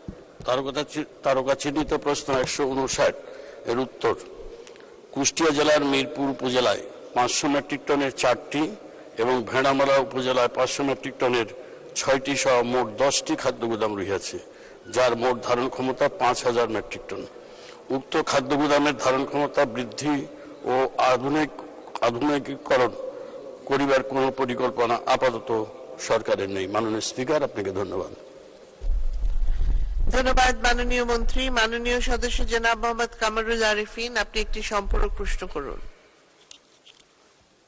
মাননীয় মন্ত্রী মহোদয়, আপনি অবগত আছেন যে মিরপুর ভেড়ামারা কুষ্টিয়া জিকে প্রকল্পের জন্য গঙ্গা কপোতাক্ষ প্রকল্পের জন্য বৃহত্তর প্রকল্প থাকায় এবং এই মিরপুর ভেড়ামারা দিয়ে এই প্রকল্পটি যাওয়ায় এখানে প্রচুর পরিমাণ 3 বার ধান উৎপাদন হয়। যেটুকু এখানে ধারণ ক্ষমতা আছে সরকারের গোডাউনের, তার থেকেও ফসল উৎপাদন হয়, ধান উৎপাদন হয় অনেক বেশি। তার জন্য এখানে নতুন করে পরিকল্পনা নেওয়ার, গোডাউন বাড়ানোর পরিকল্পনা নেওয়ার কোনো সম্ভাবনা খতিয়ে দেখবেন কি? ধন্যবাদ স্পিকার। ধন্যবাদ মাননীয় সদস্য। মাননীয় মন্ত্রী। মাননীয় স্পিকার, আপনাকে ধন্যবাদ। মাননীয় সংসদ সদস্যকেও ধন্যবাদ। আসলে ধান উৎপাদন অনেক বেশি হয়, এটা আমরা স্বীকার করি, কিন্তু ওইখানে যেটা কনজামশন হয়, যেটা ওখানে গুদামজাত করার মতো প্রয়োজন, সেটার জন্য সেটা ঠিক আছে, এবং যেটা অতিরিক্ত হয় সেটা আমাদের যে সমস্ত ডিপোগুলো আছে সিএসডি বা আমাদের যে নতুন নতুন সাইলোগুলো হয়েছে সেখানে আমরা ট্রান্সফার করে দিতে হয়। আর সেখানকার কনজামশন অনুসারে আপাতত ঠিক আছে। তারপরেও যদি উনি যখন প্রশ্নটি করেছেন আমরা খতিয়ে দেখব, যদি সেখানে জায়গা থাকে, আমাদের নতুন প্রকল্প পাশ হয়েছে সেখানে রিভাইজে আমরা উনি যদি একটা ডিও লেটার দেন তাহলে আমরা সেখানে খতিয়ে দেখে প্রয়োজন হলে আমরা অবশ্যই করব। ধন্যবাদ মাননীয় স্পিকার। ধন্যবাদ মাননীয় মন্ত্রী। মাননীয় সদস্য শাহিদা তারেক দীপ্তি, মহিলা আসন 28, আপনি কি হাত তুলেছিলেন? আমি এটা বলতে চাই। ধন্যবাদ মাননীয় স্পিকার। আমার এই মহান সংসদে আমার মাননীয় মন্ত্রী মহোদয়ের কাছে আমার একটি প্রশ্ন। বেশ কিছুদিন থেকে আমরা বাজারে মনিটরিং এর মাধ্যমে দেশে খাদ্যদ্রব্য উঠা নামার ব্যবস্থাগুলো আমরা দেখতে পাই। ইদানিং আমরা সেই মনিটরিংটি আমরা দেখতে পাই না। মাননীয় মন্ত্রী মহোদয়ের কাছে আমার বিনীত অনুরোধ, আপনি কি মনে করেন বাজার এখন স্থিতিশীল, এই ব্যাপারে আপনি আমাদেরকে একটু অবহিত করবেন। ধন্যবাদ মাননীয় স্পিকার আপনাকে। ধন্যবাদ মাননীয় সদস্য। মাননীয় মন্ত্রী। মাননীয় স্পিকার, আপনাকে ধন্যবাদ। প্রস্তুতি করার জন্য মাননীয় সদস্যকে আরো ধন্যবাদ। আসলে মনিটরিং আমরা করি, আমরা খাদ্য মন্ত্রণালয় থেকে নিয়মিত মনিটরিং করি এবং আমাদের ভোক্তা অধিকার থেকেও মনিটরিং করা হয়। আমাদের মনিটরিং চাউল এবং আটার উপরে এবং গমের উপরে, আমরা সেটা নিয়মিত মনিটরিং করছি। আমরা মনে করি যে এই মুহূর্তে চাউলের দাম সহনীয় পর্যায়ে আছে এবং কোনো অভাব নেই, চাউলেরও অভাব নেই। এবং এখনো পুরাতন চাউল এখনো আমরা মনে করি যে বাজারে যা আছে তা 3 থেকে 4 মাস পর্যন্ত এখনো পুরাতন চাউল চলবে। এবং এখন নতুন আবার মানে শুরু হয়েছে, আমরা গতকাল থেকে আবার এই নতুন বড় ধান এবং চাউল ক্রয়ের জন্য শুভ উদ্বোধন করেছি। আমরা 17 লক্ষ মেট্রিক টন ধান চাউল এবার কেনার টার্গেট দিয়েছি এবং আমরা ইতিমধ্যে কালকে থেকে শুরু করেছি। এখন সিজন টাইম, চাউলের দাম বাড়ার কোনো অবকাশ নাই। ধন্যবাদ মাননীয় স্পিকার। ধন্যবাদ মাননীয় মন্ত্রী। মাননীয় সদস্য জনাব কাজী কেরামত আলী, রাজবাড়ী 1, সম্পূরক প্রশ্ন করুন। মাননীয় স্পিকার, আপনাকে অনেক অনেক ধন্যবাদ। আমি আপনার মাধ্যমে মাননীয় খাদ্যমন্ত্রীর কাছে জানতে চাই যে হতদরিদ্র যে যারা ডিলার আছেন এবং যারা হতদরিদ্রের মাধ্যমে 15 কেজি চাউল পাচ্ছেন, তার মধ্যে তাদের বিরুদ্ধে অনেক কমপ্লেইন আছে। সে কারণে এর মধ্যে অনেক যারা হতদরিদ্র যারা মাল পান তার মধ্যে অনেকে মৃত্যুবরণ করেছেন। সে কারণে আপনি যাচাই বাছাই করে এগুলো সমস্ত লিস্ট ঠিক করবেন কিনা, এবং নতুন করে ওএমএস এর ডিলারের বিরুদ্ধে অনেক কমপ্লেইন আছে আমাদের কাছে। সে ব্যাপারে দীর্ঘদিন যাবত যারা ডিলার আছেন তাদের বিরুদ্ধে অনেক কমপ্লেইন, সঠিকভাবে তারা আটা ঠিক মতো এবং চাউল ঠিক মতো দেয় না। এই তাদের বিরুদ্ধে নতুন করে কোনো লিস্ট তৈরি করার ব্যবস্থা করবেন কিনা, নতুন করে ডিলার নিয়োগ করার ব্যবস্থা করবেন কিনা, মাননীয় মন্ত্রী মহোদয়, আপনার কাছে এই আমার প্রশ্ন। ধন্যবাদ মাননীয় সদস্য। মাননীয় মন্ত্রী। মাননীয় স্পিকার, আপনাকে ধন্যবাদ। মাননীয় সদস্য একটা গুরুত্বপূর্ণ প্রশ্ন করেছেন, অনেক ধন্যবাদ। আমাদের যে খাদ্য বান্ধব কর্মসূচি 50 লক্ষ পরিবারকে কার্ড দেওয়া রয়েছে, আমরা 2019 সালে এটা এমনি কার্ড দেওয়া ছিল। 19 সালের আগে আমরা 19 সালে এসে এটা ডিজিটাল করেছি এবং তখন পুরো সার্ভে করে প্রায় 11,50,000 কার্ড বাতিল হয়েছে এবং আমরা সব কার্ডগুলো এখন আমাদের সে ওএমআর কোড দিয়ে ডিজিটাল করা আছে। এর মধ্যে যেগুলো মৃত্যুবরণ করবে, এটা উপজেলা পরিষদের একটি খাদ্য বান্ধব কমিটি রয়েছে এবং যার উপদেষ্টা আমাদের মাননীয় সংসদ সদস্য এবং নির্বাহী কর্মকর্তা সাহেব সভাপতি, উপজেলা চেয়ারম্যান হলো উনি একজন উপদেষ্টা। যখন যেটা মারা যাবে বা স্থান ত্যাগ করে অন্যত্র চলে যাবে, তারা সাথে মানে 3 মাস পর পর এটা চেক করে এটা ওই রিপ্লেসমেন্ট করার বিধান রয়েছে। মাননীয় সংসদ সদস্য যদি এরকম থেকে থাকেন তাহলে দয়া করে একটু ইনফরমেশন দিলে আমরা এটা তাৎক্ষণিকভাবে ব্যবস্থা নিতে পারি। আর ওএমএস এর জন্য ওএমএস আমরা কার্ড অলরেডি আমরা ডিজিটাল কার্ড অলরেডি করেছি, আমরা কয়েকদিনের মধ্যে এটা উদ্বোধন করব এবং ওএমএস ডিলারদের নিয়ে আমরা চিন্তা ভাবনা করছি। শুধু চিন্তা ভাবনা, অলরেডি নীতিমালা, আমরা খসড়া নীতিমালাও রেডি করেছি, খসড়া নীতিমালা করেছি এবং এটা আমরা তদন্ত করে আমরা যে কমিটি আছে প্রতিটা জেলায় জেলা প্রশাসক সভাপতিত্বে কমিটি রয়েছে এবং আমাদের মাননীয় সংসদ সদস্যরা এটার উপদেষ্টা। এবং আমরাও চাচ্ছি যে দীর্ঘদিন থেকে আছে কেউ মরে গেছে, কেউ মানে ডিলারশিপটা কারো কাছে হস্তান্তর করেছে, বিক্রি করেছে এবং দেখা গেছে যে এক বাড়িতে 3টা-4টা করেও ডিলার আছে, কাজের মেয়ের নামেও ডিলার আছে, ডিলারশিপ আছে। আমরা এগুলো তদন্ত করে আমরা এগুলো বাদ দিয়ে আমরা নতুন ডিলারশিপ দেওয়ার ব্যবস্থা করব। তার জন্য একটা নীতিমালার প্রয়োজন। পূর্বের নীতিমালাটাকে সংশোধন করে নতুন নীতিমালা আমরা উইদিন জুন আমরা চেষ্টা করছি, জুলাই বা আগস্ট থেকে আমরা এটা শুরু করব। ধন্যবাদ মাননীয় স্পিকার। ধন্যবাদ মাননীয় মন্ত্রী। মাননীয় সদস্য জনাব মোহাম্মদ ইয়াকুব আলী, যশোর 5, সম্পূরক প্রশ্ন করুন। বিসমিল্লাহির রহমানির রহিম। মাননীয় স্পিকার, আপনাকে ধন্যবাদ। আমার প্রশ্ন হলো মাননীয় মন্ত্রী মহোদয়ের কাছে। আমার নির্বাচনী এলাকা যশোর 5 মনিরামপুর, এখানে 2টা খাদ্য গোদাম আছে, অনেক পুরনো। আলহামদুলিল্লাহ এবার অনেক ধান হয়েছে। তো আমি জানতে পেরেছি যে আসলে যে গুদাম আছে, গুদাম আসলে যথেষ্ট না। মন্ত্রী মহোদয়ের কাছে প্রশ্ন যে আমাদের এখানে নতুন কোনো গুদাম তৈরি করার কোনো পরিকল্পনা আছে কিনা। মাননীয় স্পিকার, আপনাকে ধন্যবাদ। ধন্যবাদ মাননীয় সদস্য। মাননীয় মন্ত্রী। মাননীয় স্পিকার, আপনাকে ধন্যবাদ। আমাদের 197টি গোডাউন নতুন নির্মাণের একটি প্রকল্প থেকে পাশ হয়েছে, সেটা আমাদের কনসালটেন্ট নিয়োগ হয়েছে। আমরা শীঘ্রই আমরা এটা টেন্ডারে যাব। এখন মাননীয় সংসদ সদস্যের সেখানে ওই 197টার মধ্যে আছে কিনা, যদি থাকে তাহলে তো ভালোই, আর যদি না থাকে তাহলে একটা ডিও লেটার দিলে যখন আমরা এটা রিভাইজ করব তখন আমরা এটা ঢুকাতে পারবো। আমি মাননীয় সদস্যকে অনুরোধ করব, আপনি একবার একটু মন্ত্রণালয়ে আসেন, চা খেয়ে গেলে আমরা লিস্টটা দেখে আপনার বিষয়টা সমাধান করতে পারবো। মাননীয় স্পিকার, আপনাকে ধন্যবাদ। ধন্যবাদ মাননীয় মন্ত্রী। তারকা চিহ্নিত প্রশ্ন 160, মাননীয় সদস্য জনাব নিজামুদ্দিন হাজারি, ফেনী 2, অনুপস্থিত। মাননীয় সদস্য জনাব আলাউদ্দিন আহমেদ চৌধুরী, ফেনী 1, আপনি উত্থাপন করুন। মাননীয় স্পিকার, আপনাকে ধন্যবাদ।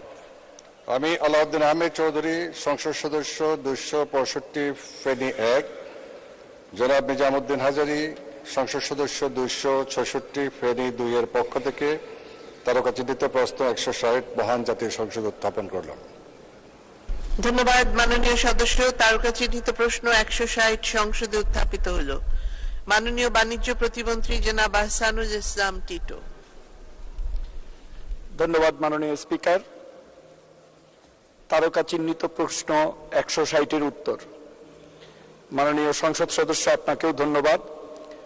পচনশীল খাদ্যদ্রব্য মজুতের লক্ষ্যে আধুনিক কোল্ড স্টোরেজ নির্মাণের জন্য পেঁয়াজ সহ পচনশীল কৃষিজাত পণ্য দ্রব্য সংরক্ষণের লক্ষ্যে আধুনিক হিমাগার নির্মাণ শীর্ষক প্রকল্প টিসিবি কর্তৃক গ্রহণ করা হইয়াছে।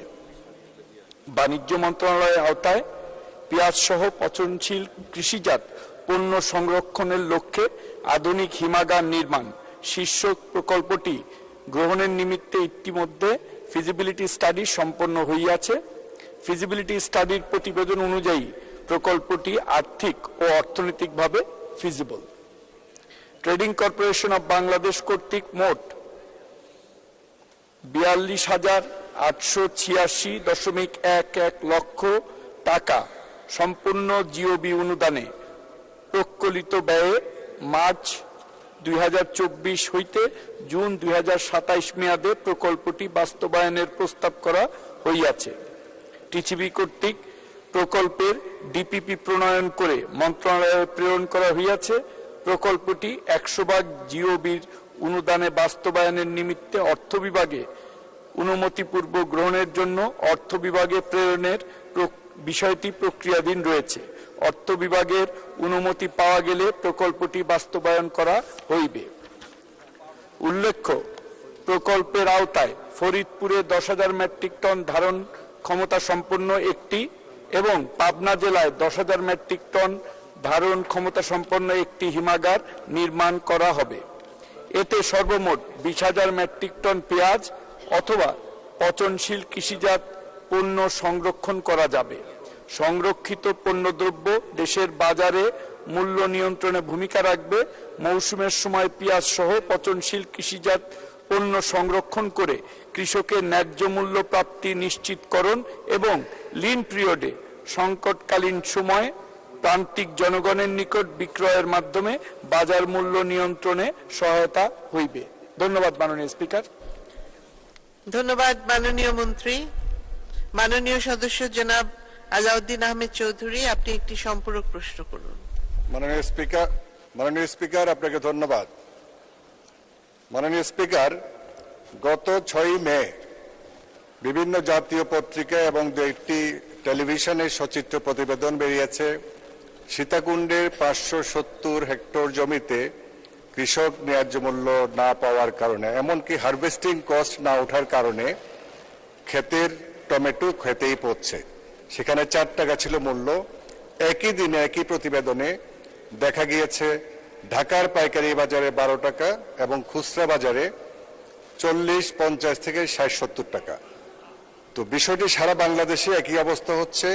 উৎপাদক এবং ভোক্তা উভয়ই ঠকছে, মাঝখানে 5-7 জন মধ্যস্বত্বভোগী এটাতে লাভবান হচ্ছে। তো আমার আপনার মাধ্যমে মাননীয় মন্ত্রীর কাছে আমার প্রশ্ন, আমাদের প্রান্তিক কৃষক এবং ভোক্তা এই দুজনের উপকারার্থে, স্বার্থ রক্ষার্থে সেই উৎপাদক পর্যায় থেকে ভোক্তা পর্যায়ে সাপ্লাই চেইনটা ঠিকভাবে কার্যকর করে দ্রব্যমূল্য নিয়ন্ত্রণের জন্য কোনো সমন্বিত বাজার ব্যবস্থা বা বিপণন ব্যবস্থা প্রচলনের কোনো ব্যবস্থা মাননীয় মন্ত্রী বা বাণিজ্য মন্ত্রণালয় নেবেন কিনা এবং নিলে তা কবে নেবেন? ধন্যবাদ মাননীয় স্পিকার।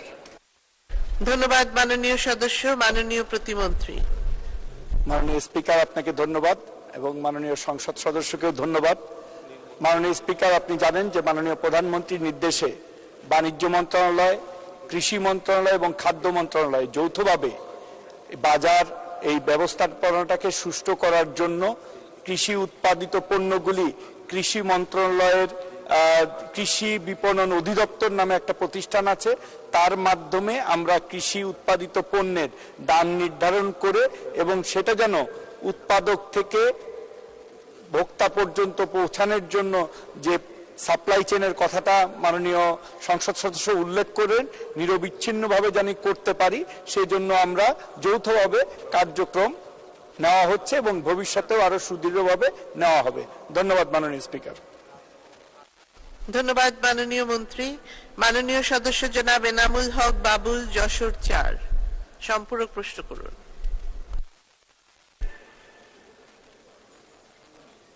ইতিমধ্যে আধুনিক হিমাগার প্রতিষ্ঠার কথা আমরা জানতে পেরেছি। আমার বক্তব্য, যশোরের অভয়নগর বা বাগারপাড়া, যেটি আমার নির্বাচনী এলাকা, তার কয়েকটি ইউনিয়নে প্রচুর পরিমাণে শীতকালীন কৃষিজাত পণ্য হয়, সবজি হয়, এবং পাশে সদর উপজেলার কয়েকটি ইউনিয়নে একই অবস্থা। কিন্তু এই কৃষিজাত দ্রব্যগুলো সংরক্ষণ না করার জন্য, যে কথা ইতিমধ্যে জেনেছি, অফ সিজনে তার দাম অনেক বেশি থাকে এবং সিজনের সময়তে ফেলে দিতে হয়। আমার প্রশ্ন যে বাগারপাড়া উপজেলার শেষ প্রান্তে অর্থাৎ সদরের সঙ্গে এই লাগোয়া একটি আধুনিক হিমাগার করার কোনো পরিকল্পনা আছে কিনা, এ বিষয়ে আমি বাণিজ্য মন্ত্রী মহোদয়ের কাছে প্রশ্ন রাখছি। ধন্যবাদ মাননীয় সদস্য। মাননীয় মন্ত্রী।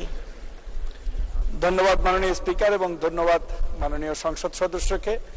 মাননীয় স্পিকার, আমাদের সমন্বয় কমিটিতে এই বিষয়টি আলোচনা করব এবং আপনার মাধ্যমে সকল সংসদ সদস্যকে জানাতে চাই যে আমাদের এই যে কৃষিজাত পণ্য উৎপাদন এবং বিপণনের বিষয়টি কৃষি মন্ত্রণালয়াধীন এবং কৃষি বিপণন অধিদপ্তর দেখে। আমার মনে হয় যে এই প্রশ্নটা সরাসরি কৃষি মন্ত্রীকে করলে উনি সরাসরি উত্তর দিতে পারবে, তা না হলে আমাদের সমন্বয় সবাই এই জিনিসটা আলোচনা করতে হবে। সকলকে ধন্যবাদ। মাননীয় স্পিকার, আপনাকে ধন্যবাদ। ধন্যবাদ মাননীয় মন্ত্রী। মাননীয় সদস্য ফরিদা ইয়াসমিন, মহিলা আসন 35, সম্পূরক প্রশ্ন করুন। ধন্যবাদ মাননীয় স্পিকার। আপনার মাধ্যমে আমি মাননীয় বাণিজ্য মন্ত্রীকে ধন্যবাদ জানাতে চাই যে ইতিমধ্যে বাণিজ্য মন্ত্রণালয় কোল্ড স্টোরেজ নির্মাণের পরিকল্পনা গ্রহণ করেছে। আমার প্রশ্ন হলো যে নরসিংদী জেলায় প্রচুর শাকসবজি ও ফলমূল উৎপাদন হয় এবং বিশেষ করে নরসিংদী, রায়পুরা ও শিবপুর এলাকার শাকসবজি সারা বাংলাদেশেই যায়। তো অনেক সময় ঠিকমতো সরবরাহ করতে না পারার কারণে প্রচুর শাকসবজি নষ্ট হয়।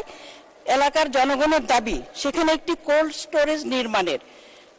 আমি মাননীয় মন্ত্রীকে আপনার মাধ্যমে প্রশ্ন করে জানতে চাই যে উক্ত এলাকায় কোনো কোল্ড স্টোরেজ নির্মাণের কোনো পরিকল্পনা আছে কিনা, যদি থাকে তা কবে নাগাদ হতে পারে বাস্তবায়ন। অনেক ধন্যবাদ মাননীয় স্পিকার। ধন্যবাদ মাননীয় সদস্য। মাননীয় মন্ত্রী। ধন্যবাদ মাননীয় স্পিকার। মাননীয় স্পিকার, আপাতত আমাদের 2টি কোল্ড স্টোরেজের ব্যাপারে আমরা পরিকল্পনা গ্রহণ করেছি। আগামীতে আমরা বিভিন্ন জায়গায় এই 2টি বাস্তবায়ন হলে এখান থেকে যে আমরা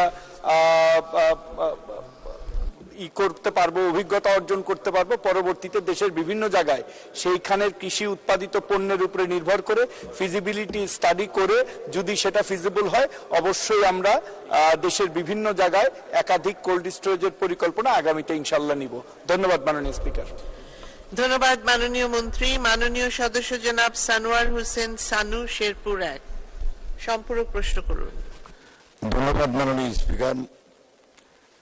মাননীয় বাণিজ্য মন্ত্রী মহোদয়ের কাছে আমার প্রশ্ন, বিভিন্ন জেলা শহরের ছোট ছোট দোকানগুলোতে বিএসটিআর অনুমোদনবিহীন কিছু শিশুদের কেক এবং কিছু মোটা পলিথিনের মধ্যে কিছু পানীয় জাতীয় রেখে দেয়, যেগুলো আদৌ কোনো বিএসটিআর অনুমোদিত নয়, এবং জাল বিএসটিআর অনুমোদিত এই গরমের মধ্যেও কিছু মাঠা, দই এরকম যেগুলো জেলা শহরগুলোতে উপজেলাগুলোতে বিক্রি করতে দেখা গেছে।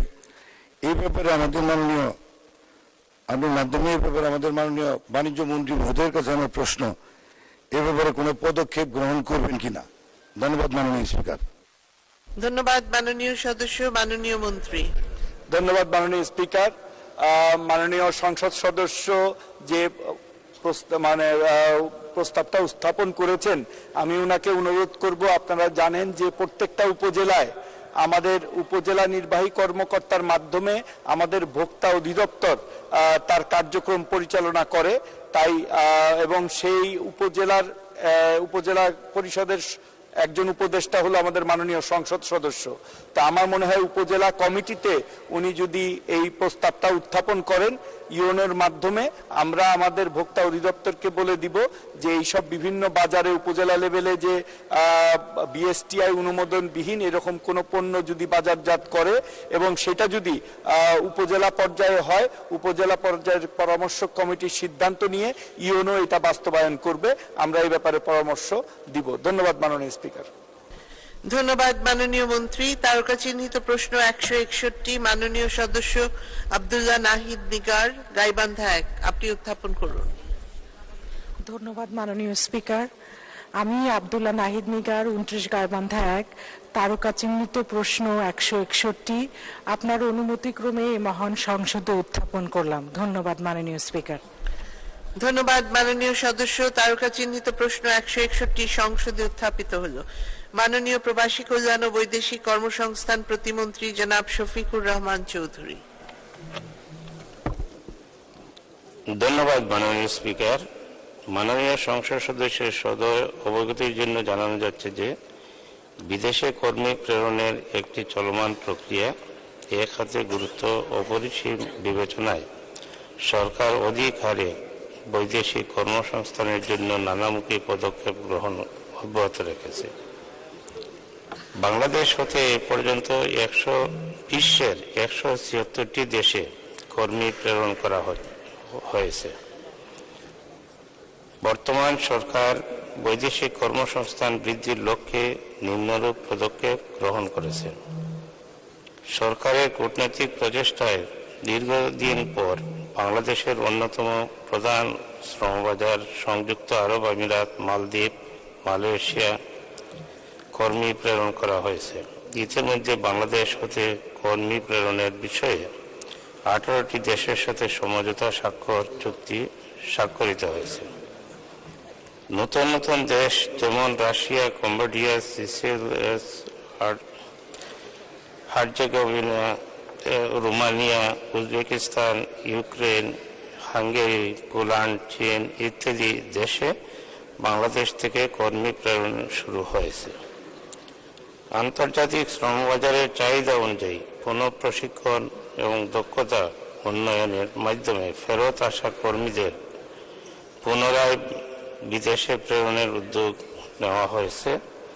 এছাড়া পূর্ববর্তী শিক্ষা ও কাজের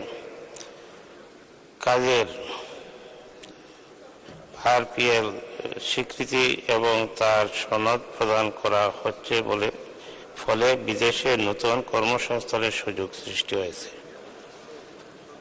1 লক্ষ ড্রাইভার তৈরির জন্য সরকার দেশ বিদেশে কর্মসংস্থানের জন্য ড্রাইভিং প্রশিক্ষণ প্রদান শীর্ষক প্রকল্প গ্রহণ করেছে, যা সফলভাবে চলমান। প্রবাসী কল্যাণ বৈদেশিক কর্মসংস্থান নীতিমালা 2016 বাস্তবায়নের জন্য কর্ম পরিকল্পনাতে অ্যাকশন প্ল্যান নতুন শ্রমবাজার সম্প্রসারণ ও কর্মসংস্থানের সম্ভাব্যতা যাচাইয়ের লক্ষ্যে প্রতি বছর 4টি দেশে শ্রমবাজার ভিত্তিক গবেষণা পরিচালনার কাজ হয়েছে। জাপানের সাথে স্পেশালাইজড স্কিল ওয়ার্কার প্রেরণের জন্য মেমোরেন্ডাম অফ কোঅপারেশন স্বাক্ষরিত হয়েছে। Japan specialised skill worker sending এর ক্ষেত্রে দেশ হিসাবে স্বীকৃতি করেছে। সরকারের গৃহীত এসব পদক্ষেপের ফলে পরবর্তীতে বৈদেশিক শ্রমবাজার ঘুরে দাঁড়াতে সক্ষম হয়েছে। 2022-23 অর্থ বছরে বিদেশে প্রেরিত কর্মীর সংখ্যা 11,26,060 জন। প্রবাসী কল্যাণ বৈদেশিক কর্মসংস্থান মন্ত্রণালয়ের নিয়ন্ত্রণাধীন সরকারি recruiting agency Bangladesh overseas employment and services লিমিটেডের জর্ডান, দক্ষিণ কোরিয়া, জাপান, ফিজি, মালয়েশিয়া সহ ইউরোপের বিভিন্ন দেশে নিয়মিতভাবে স্বল্প খরচ বিনা খরচে কর্মী প্রেরণ করা হচ্ছে।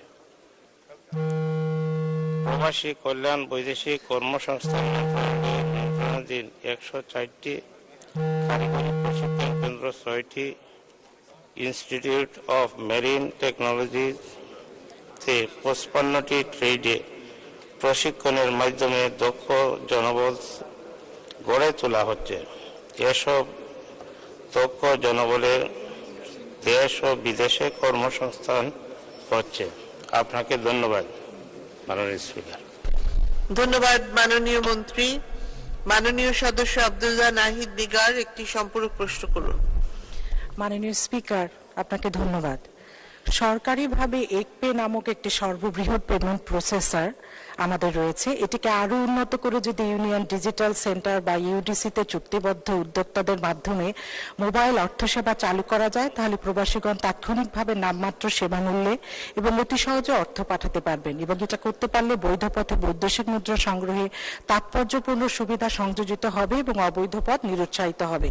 আমার প্রশ্নটি হলো, তথ্য ও যোগাযোগ প্রযুক্তি বিভাগ, অর্থ বিভাগ এবং বাংলাদেশ ব্যাংক সহ সংশ্লিষ্ট কর্তৃপক্ষের সাথে আলোচনা করে একপেকে আরো উন্নত করে ওয়েস্টার্ন ইউনিয়নের আদলে সারা দেশের ইউডিসি এর মাধ্যমে স্বল্প সেবা মূল্যে সম্মানিত প্রবাসীদের পাঠানো অর্থ দ্রুত সময়ে প্রিয়জনদের কাছে পাঠানোর ব্যবস্থা করা যায় কিনা, সেটা মাননীয় প্রবাসী কল্যাণ ও বৈদেশিক কর্মসংস্থান মন্ত্রী মহোদয়ের কাছে সবিনয়ে জানতে চাই। ধন্যবাদ মাননীয় স্পিকার। ধন্যবাদ মাননীয় সদস্য। মাননীয় মন্ত্রী। ধন্যবাদ মাননীয় সংসদ সদস্যকে। এই ব্যাপারে মাননীয় প্রধানমন্ত্রীর নির্দেশক্রমে আমরা বিভিন্ন পদক্ষেপ নিয়েছি, এবং মাননীয় সংসদ সদস্য যদি আমার মন্ত্রণালয়ে আসেন এবং আমরা ওনার পরামর্শ মোতাবেক ওনার লিখিত কিছু দেন, সেই মোতাবেক আমরা পদক্ষেপ গ্রহণ করব। সবাইকে ধন্যবাদ।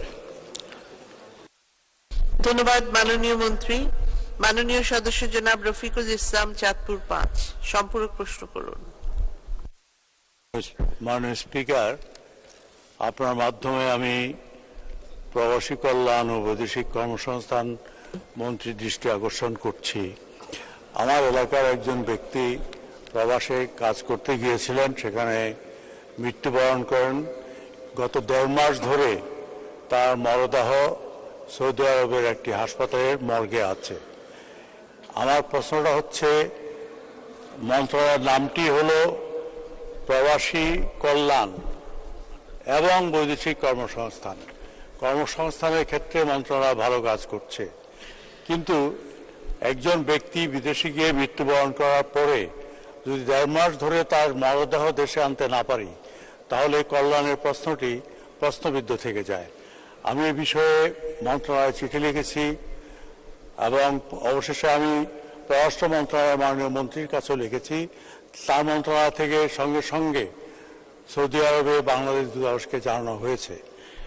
আমার প্রশ্ন হচ্ছে, এই যে বিদেশে গিয়ে আমাদের শ্রমিকদের অনেকে হয়রানির মুখে পড়েন, মৃত্যুবরণ করেন, তার মরদেহ দেশে আনতে পারা যাচ্ছে না, এটা অত্যন্ত দুঃখজনক।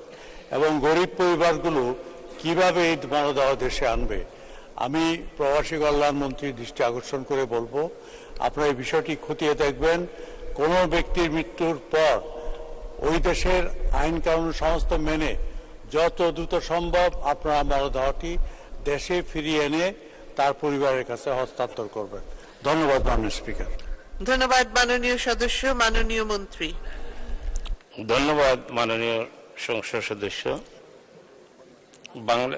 প্রবাসী কল্যাণ এবং বৈদেশিক কর্মসংস্থান মন্ত্রণালয়ের মাধ্যমে এইগুলা লাশ বিদেশ থেকে আনা হয় এবং লাশ আনার পরে তার যে পরিবহন খরচ বাবদ, দাফন খরচ বাবদ প্রথমে এয়ারপোর্টে 35,000 টাকা দেওয়া হয় এবং সেই মৃতদেহ যারা আত্মীয়স্বজন দরখাস্ত করার পরে তাদেরকে 3 লক্ষ টাকা দেওয়া হয়।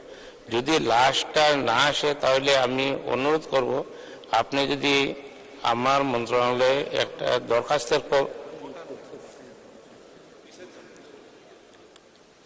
দরখাস্তের কপি দেন, তাহলে আমি সেটার ব্যাপারে অতি দ্রুত যাতে ব্যবস্থা গ্রহণ করা হয় সেই ব্যাপারে আমি পদক্ষেপ গ্রহণ করব। আপনাকে 2 বার দিয়েছেন, তাহলে আমি কালকে গিয়ে এটা দিয়ে করব, খোঁজ নিব। আপনাকে ধন্যবাদ। ধন্যবাদ মাননীয় মন্ত্রী। মাননীয় সদস্য শামীম ওসমান নারায়ণগঞ্জ 4 সম্পূরক প্রশ্ন করুন। মাননীয় স্পিকার, আপনাকে ধন্যবাদ জানাচ্ছি। আমার আসলে কথা বলার খুব একটা ইচ্ছা ছিল না, কিন্তু গতবার ওমরায় যেয়ে মানুষের কাছে আল্লাহর ঘরে কথা বলে এসেছিলাম যে তাদের কথা বলবো। আমরা আমাদের যারা বিদেশ থেকে টাকা পাঠান, আমরা তাদেরকে রেমিটেন্স যোদ্ধা বলি। 71 সালে যারা দেশ স্বাধীন করেছেন তাদের বলতাম মুক্তিযোদ্ধা। তারা দেশ দিয়ে গেছেন বঙ্গবন্ধুর নেতৃত্বে, আর দেশের অর্থনীতিকে সবচেয়ে সবল রেখেছেন এই রেমিটেন্স যোদ্ধারা। একটু আগে যে আমাদের সিনিয়র সংসদ সদস্য যে রফিক সাহেব যে প্রশ্ন করলেন, এই প্রশ্নের পরে বোঝা যায় যাদের কি করুণ অবস্থা। সমস্ত ব্যবস্থা আছে, কিন্তু জটিলতার কারণে সেই বিষয়গুলি হচ্ছে না। আমার প্রবাসী কল্যাণ মন্ত্রণালয়ের কাছে আমার বিনীত অনুরোধ থাকবে এবং জিজ্ঞাসা থাকবে, এই লোকগুলি যখন হাড় ভাঙা পরিশ্রম করে 40-50 ডিগ্রি সেলসিয়াস বিশেষ করে মিডল ইস্টে কাজ করে, তারপরে সে টাকা পাঠায় এবং আমরা দেশে ভালো অবস্থায় থাকি, তাদের পরিবারও ভালো অবস্থায় থাকে। এবং মাননীয় প্রধানমন্ত্রী এই কথাটা বারবার বলেন। সেইখানে তারা যখন দেশে ফিরে, বিশেষ করে এয়ারপোর্টে তাদেরকে যেভাবে হ্যাস্তন্যস্ত করা হয়, আমার কাছে মনে হয় যে সেটা বন্ধ হওয়া উচিত এবং এই মন্ত্রণালয় থেকে নির্দিষ্ট ভলেন্টিয়ার সৃষ্টি করে তারা যাতে একজন ভিআইপি হিসাবে এই দেশে প্রবেশ করতে পারে, সম্মান নিয়ে প্রবেশ করতে পারে, সেই বিষয়ে কোনো ব্যবস্থা গ্রহণ করবেন কিনা, করলে কবে নাগাদ করবেন? আপনাকে ধন্যবাদ মাননীয় স্পিকার। ধন্যবাদ মাননীয় সদস্য। মাননীয় মন্ত্রী।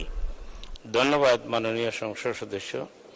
এই ব্যাপারে আমাদের মন্ত্রণালয়ের পদক্ষেপ নেওয়া হয়েছে।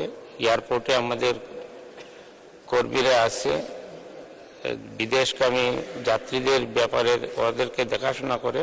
তবে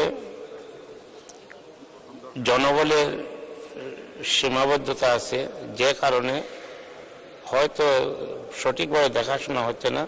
তবে ইতিপূর্বে আমি বিমানমন্ত্রী মহোদয়কে বলেছি যে আমরা এয়ারপোর্টে একটা মিটিং করব এবং সেখানে কাস্টমস, ইমিগ্রেশন এবং সিভিল এভিয়েশন ওনাদেরকে নিয়ে আমরা একটি মিটিং করব এবং সেখানে সমস্যাগুলোর সমাধানের লক্ষ্যে আমরা কাজ করব।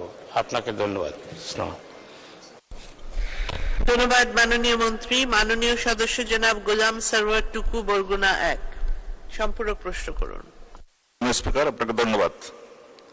মাননীয় স্পিকার, জন্মভূমি বাংলাদেশ, কর্মভূমি বিশ্বময়, এই স্লোগানকে সামনে রেখে আমাদের প্রবাসী কল্যাণ মন্ত্রণালয় কাজ করে থাকেন। আমার প্রশ্ন হলো, পৃথিবীর কোন দেশে কতজন বৈধ পথে কাজ করে এ সম্পর্কে এই মন্ত্রণালয়ের কোনো ডাটাবেজ আছে কিনা, না থাকলে করার কোনো পরিকল্পনা আছে কিনা? ধন্যবাদ মাননীয় সদস্য। মাননীয় মন্ত্রী। এই পর্যন্ত আমাদের বিদেশে অনেক লোক বসবাস করতেছেন, কর্মরত আছেন। এই ব্যাপারে আমাদের ডাটাবেস সম্পূর্ণ নেই, তবে আমরা নতুন ডাটাবেস করার লক্ষ্যে আমরা পদক্ষেপ নিয়েছি। কিছুদিনের ভিতরেই এই ডাটাবেস তৈরি করব। আপনাকে ধন্যবাদ। ধন্যবাদ মাননীয় মন্ত্রী। তারকা চিহ্নিত প্রশ্ন 162 যুব ক্রীড়া মন্ত্রণালয়ে স্থানান্তরিত। তারকা চিহ্নিত প্রশ্ন 163 স্থানান্তরিত। তারকা চিহ্নিত প্রশ্ন 164 মাননীয় সদস্য জনাব মোহাম্মদ আজিজুল ইসলাম, যশোর 6, আপনি উত্থাপন করুন। ধন্যবাদ মাননীয় স্পিকার। আমি মোহাম্মদ আজিজুল ইসলাম, যশোর 6, তারকা চিহ্ন প্রশ্ন 164 এই মহান সংসদে উত্থাপন করলাম। ধন্যবাদ মাননীয় সদস্য। তারকা চিহ্নিত প্রশ্ন 164 সংসদে উত্থাপিত হলো। মাননীয় খাদ্যমন্ত্রী জনাব সাধন চন্দ্র মজুমদার। মাননীয় স্পিকার, আপনাকে ধন্যবাদ।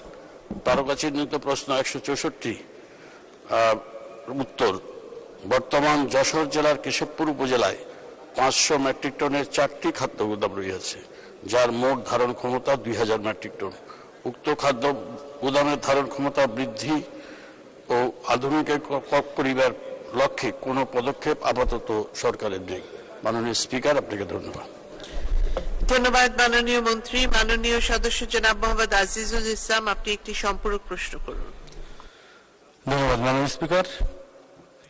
মন্ত্রী মহোদয়ের কাছে আমার প্রশ্ন, আওয়ামী লীগ সরকার ক্ষমতায় থাকলে বাংলাদেশের খাদ্যের স্বয়ংসম্পূর্ণ অর্জন করে, কিন্তু দুঃখের বিষয় গত 3-4 বছর ধরেই আমরা দ্রব্যমূল্য নিয়ন্ত্রণ করতে পারছি না। এজন্য কি বিশেষ কোনো টাস্ক ফোর্স গঠন করা যায় কিনা? তার কাজ হবে দ্রব্যমূল্য নিয়ন্ত্রণের ভূমিকা পালন করা। ধন্যবাদ মাননীয় সদস্য। মাননীয় মন্ত্রী। মাননীয় স্পিকার, আপনাকে ধন্যবাদ। মাননীয় সংসদ সদস্যকে ধন্যবাদ। দ্রব্যমূল্য নিয়ন্ত্রণ করা এবং চাউলের দাম নিয়ন্ত্রণ করার জন্য খাদ্য মন্ত্রণালয়ের স্পেশাল মনিটরিং তো রয়েছেই, তাছাড়া প্রতিটি জেলায় এবং উপজেলায় টাস্কফোর্সও রয়েছে। জেলা প্রশাসকদের নেতৃত্বে টাস্কফোর্স আছে, এবং যখন এইরকম দ্রব্যমূল্য বা চালের দাম হঠাৎ করে বৃদ্ধি হয়, তখন মাননীয় প্রধানমন্ত্রী নিজেই তদারকি করেন, আমরা তদারকি করি, এবং সকল ফোর্সকে নামিয়ে দেওয়া হয়। এনএসআই বলেন, ডিজিএফআই বলেন, র্যাব বলেন, এবং জেলা প্রশাসক, নির্বাহী কর্মকর্তা, আমাদের লোকজন সবাই মাঠে নামে।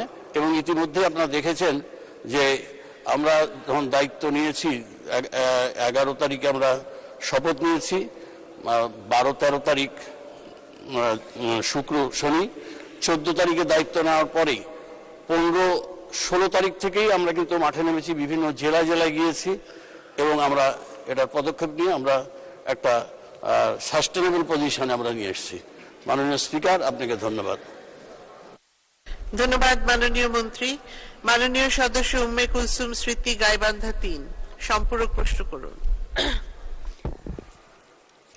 ধন্যবাদ মাননীয় স্পিকার। আমার নির্বাচনী এলাকা গাইবান্ধা 3, পলাশবাড়ি, সাদুল্লাপুর। এখানে এলএসডি, এই এলাকাটা কৃষি প্রধান এলাকা, এখানে অনেক ধান হয়। এলএসডি গোডাউন নির্মাণের জন্য আমি গত বছর মাননীয় মন্ত্রীকে ডিএল দিয়েছিলাম। এখন পর্যন্ত দুঃখের বিষয় হচ্ছে যে এখন পর্যন্ত এই বিষয়ে কোনো পদক্ষেপ গ্রহণ করা হয়নি। এই এলএসডি গোডাউন এই অর্থ বছর নাগাদ করা হবে কিনা, বা সম্প্রসারণের কাজও করা হবে কিনা এই বিষয়ে বলবেন কি? মাননীয় স্পিকার, আপনাকে ধন্যবাদ।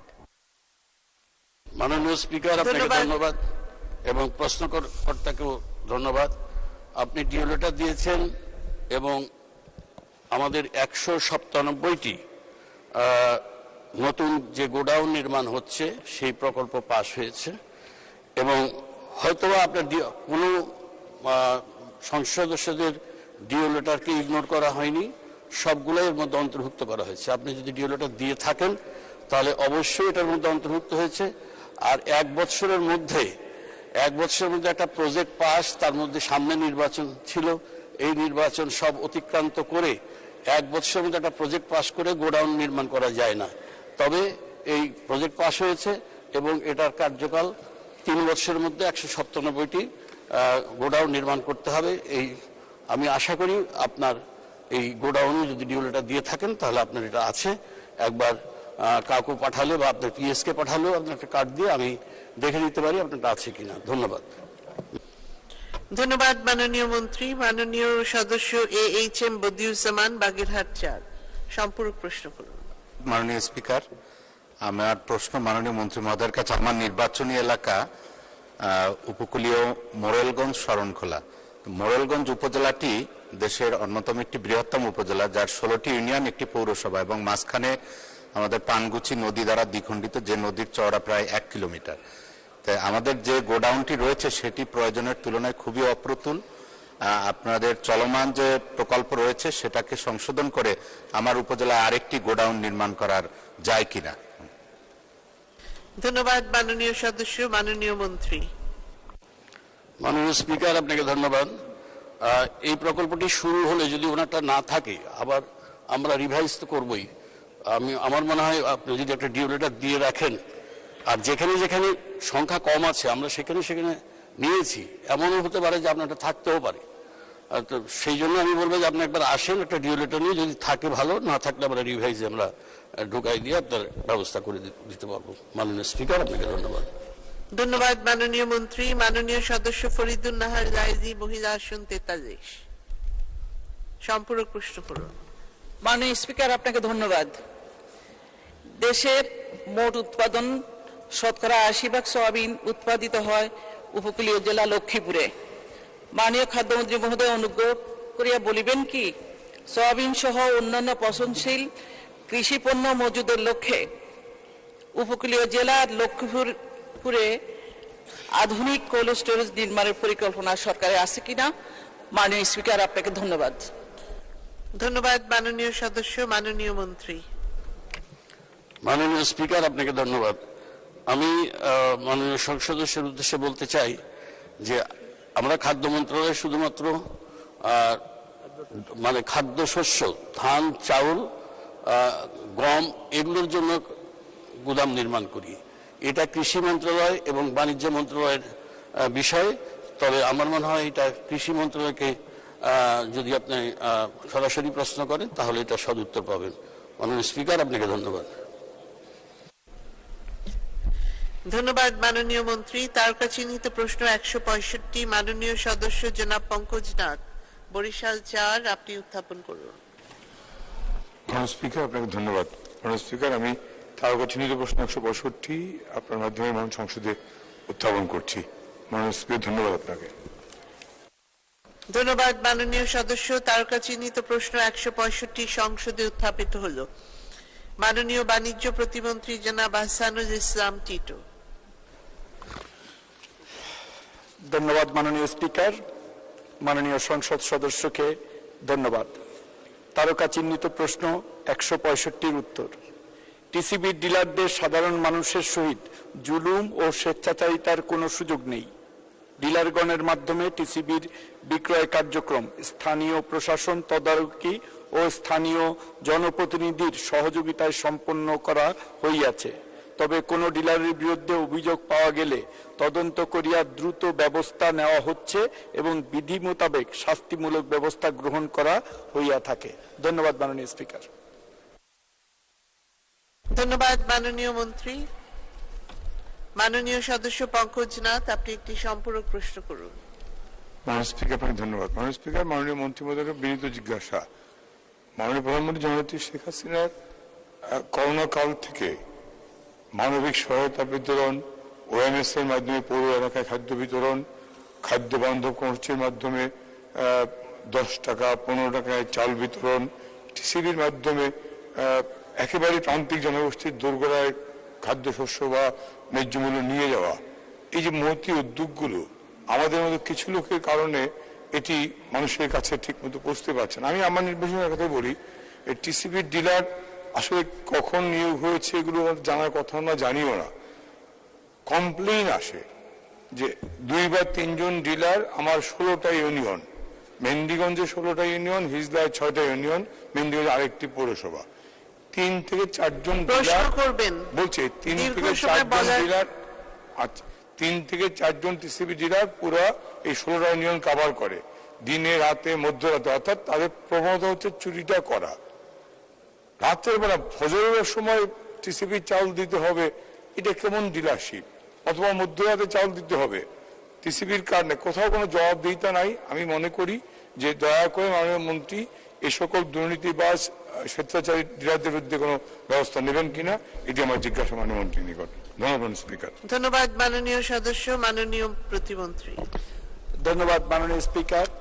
মাননীয় সংসদ সদস্য, আমি দায়িত্ব নেওয়ার পরেই 300 জন সংসদ সদস্যকে ব্যক্তিগতভাবে চিঠি দিয়েছি যে তার এলাকার টিসিবির ডিলারগুলি নতুনভাবে যাদের স্থায়ী দোকান আছে এই রকম ডিলার দেখে ডিওর মাধ্যমে আমাদের টিসিবিকে দিলে আমরা নতুন করে সকল টিসিবির ডিলার আমরা নিয়োগ দিয়ে দিব। সেই সাথে এই 1 কোটি পরিবার, এই পরিবারের যদি কোনো সংযোজন বিয়োজন করা দরকার হয়, এটাও মাননীয় সংসদ সদস্য তালিকা করে ডিও আকারে টিসিবি বরাবর পাঠালে আমরা এই তালিকাও সংশোধন করার উদ্যোগ নিয়েছি। আপনাকে ধন্যবাদ মাননীয় স্পিকার। ধন্যবাদ মাননীয় মন্ত্রী। মাননীয় সদস্য জনাব হাফিজউদ্দিন আহমেদ ঠাকুরগা 3, সম্পূরক প্রশ্ন করুন। ধন্যবাদ মাননীয় বাণিজ্য প্রতিমন্ত্রী, ধন্যবাদ দেই। ডাইনামিক লোক মাননীয় স্পিকার, বাজার নিয়ন্ত্রণ করবার জন্য সার্বিক চেষ্টা করছেন। আমার প্রশ্ন হলো, সামনে কোরবানির ঈদ, সামনে বাজেট মাননীয় স্পিকার, এবারও ট্যাক্স বাড়বে, কর বাড়বে মাননীয় স্পিকার। এই কর বাড়লে জিনিসপত্রের মূল্য নিয়ন্ত্রণ রাখা কি সম্ভব হবে? আমার মাননীয় মন্ত্রী মহোদয়ের প্রশ্ন, এই বাজেটে জিনিসপত্রের দাম বাড়াবার জন্য বা ট্যাক্স বৃদ্ধি হলে জিনিসপত্রের দাম আবার বেড়ে যাবে। যেই জিনিসে বলেন, প্রত্যেকটা প্রয়োজনীয় জিনিসের, তেল বলেন, লবণ বলেন, সাবান বলেন, যাই বলেন। আমার মাননীয় মন্ত্রী মহোদয়ের প্রশ্ন, আপনি এই ব্যাপারে কোনো পদক্ষেপ গ্রহণ করবেন কিনা? সামনে এই বাজারে যেন নিত্য প্রয়োজনীয় জিনিসের উপরে কোনো কর যেন বসা বা বৃদ্ধি করা না হয়, এই ব্যাপারে কোনো পদক্ষেপ নেবেন কিনা মাননীয় স্পিকার? এই কথা আমি জানতে। ধন্যবাদ স্পিকার। ধন্যবাদ মাননীয় সদস্য। মাননীয় প্রতিমন্ত্রী। ধন্যবাদ মাননীয় স্পিকার এবং ধন্যবাদ মাননীয় সংসদ সদস্যকে। আমরা ইতিমধ্যে আমাদের ট্যারিফ কমিশনের মাধ্যমে নিত্য প্রয়োজনীয় যে দ্রব্যাদি আছে সেগুলার ট্যারিফ যেন যৌক্তিক পর্যায়ে রাখা হয় সে ব্যাপারে একটা প্রয়োজনীয় রেকমেন্ডেশন আমরা national board of revenue NBR কে আমরা দিয়েছি। আশা করি এই সংসদেই মানে আইন পাস হবে ট্যাক্সের, সেই সময় আশা করি যে আমাদের নিত্য প্রয়োজনীয় জিনিসগুলির উপরে যে ট্যাক্স সেটা যেন যৌক্তিক পর্যায়ে থাকে। সেই জন্য আমরা অলরেডি আবেদন করেছি এবং আপনাদের কাছেও আমাদের আবেদন রইল যে আপনারা ওইভাবেই নতুন আইন যেটা পাস হবে, আমি আশা করি মাননীয় অর্থমন্ত্রী সেদিকে দৃষ্টি রাখবেন এবং মাননীয় প্রধানমন্ত্রী সব বিষয়ে খবর রাখেন এবং আশা করি উনিও এই বিষয়ে প্রয়োজনীয় দিক নির্দেশনা অর্থমন্ত্রীকে দিবেন। ধন্যবাদ মাননীয় স্পিকার। ধন্যবাদ মাননীয় মন্ত্রী। তারকা চিহ্নিত প্রশ্ন 166, মাননীয় সদস্য জনাব আবু জাফর মোহাম্মদ শফিউদ্দিন, কুমিল্লা 8, আপনি উত্থাপন করুন। ধন্যবাদ মাননীয় স্পিকার। আমি আবু জাফর মোহাম্মদ শফিউদ্দিন, কুমিল্লা 8, তারকা চিহ্নিত 166 মহান সংসদে উপস্থাপন করলাম। ধন্যবাদ মাননীয় সদস্য। তারকা চিহ্নিত প্রশ্ন 166 সংসদে উত্থাপিত হলো। মাননীয় প্রবাসী কল্যাণ ও বৈদেশিক কর্মসংস্থান প্রতিমন্ত্রী জনাব শফিকুর রহমান চৌধুরী। ধন্যবাদ মাননীয় স্পিকার। মাননীয় সংসদ সদস্যের সদয় অবগতির জন্য জানাচ্ছি যে কুমিল্লা জেলার সদরে কোটবাড়ি নামক স্থানে কুমিল্লা কারিগরি প্রশিক্ষণ কেন্দ্র রয়েছে। সেখানে বহুমাত্রিক প্রশিক্ষণ কার্যক্রম চলমান রয়েছে। মাননীয় প্রধানমন্ত্রী দিক নির্দেশনায় দক্ষতা অর্জনের লক্ষ্যে দক্ষ উন্নয়ন প্রশিক্ষণ কার্যক্রম মানুষের দোরগোড়ায় পৌঁছানোর লক্ষ্যে উপজেলা পর্যায়ে কারিগরি প্রশিক্ষণ কেন্দ্র নির্মাণের সরকারের পরিকল্পনা রয়েছে।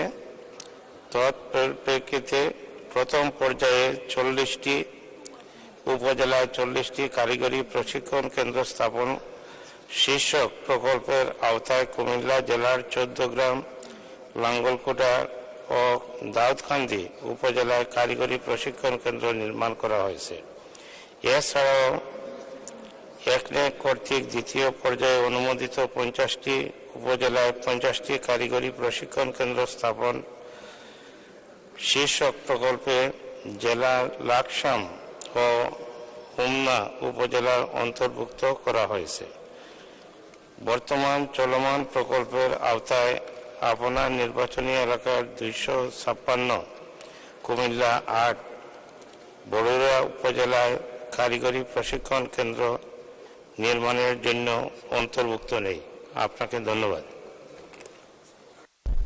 ধন্যবাদ মাননীয় মন্ত্রী। মাননীয় সদস্য জনাব আবু জাফর মোহাম্মদ শফিউদ্দিন, আপনি একটি সম্পূরক প্রশ্ন করুন। মাননীয় স্পিকার, আপনাকে ধন্যবাদ। কুমিল্লা রিমিটেন্স প্রেরণে অন্যতম। এই রিমিটেন্সের পরিমাণ 129 কোটি মার্কিন ডলার এবং যার মধ্যে আমার এলাকা বরুড়া উপজেলা অন্যতম। আমার এলাকার লোক সংখ্যা প্রায় 5,80,000 এবং প্রবাসীর সংখ্যা 34,000। আমি আপনার মাধ্যমে মাননীয় মন্ত্রী মহোদয়কে বলবো, উপজেলার জনসংখ্যা ভিত্তিতে এবং রেমিটেন্স প্রেরণের মূল্যমানের ভিত্তি করে মাননীয় মন্ত্রী মহোদয় আমার উপজেলাকে কুমিল্লার অন্যান্য উপজেলা থেকে যৌক্তিক অগ্রাধিকার ভিত্তিতে বিশেষ বিবেচনায় দ্বিতীয় পর্যায়ে প্রকল্প বরুড়ার নাম অন্তর্ভুক্ত করা সম্ভব কিনা। ধন্যবাদ মাননীয় স্পিকার। ধন্যবাদ মাননীয় সদস্য। মাননীয় মন্ত্রী।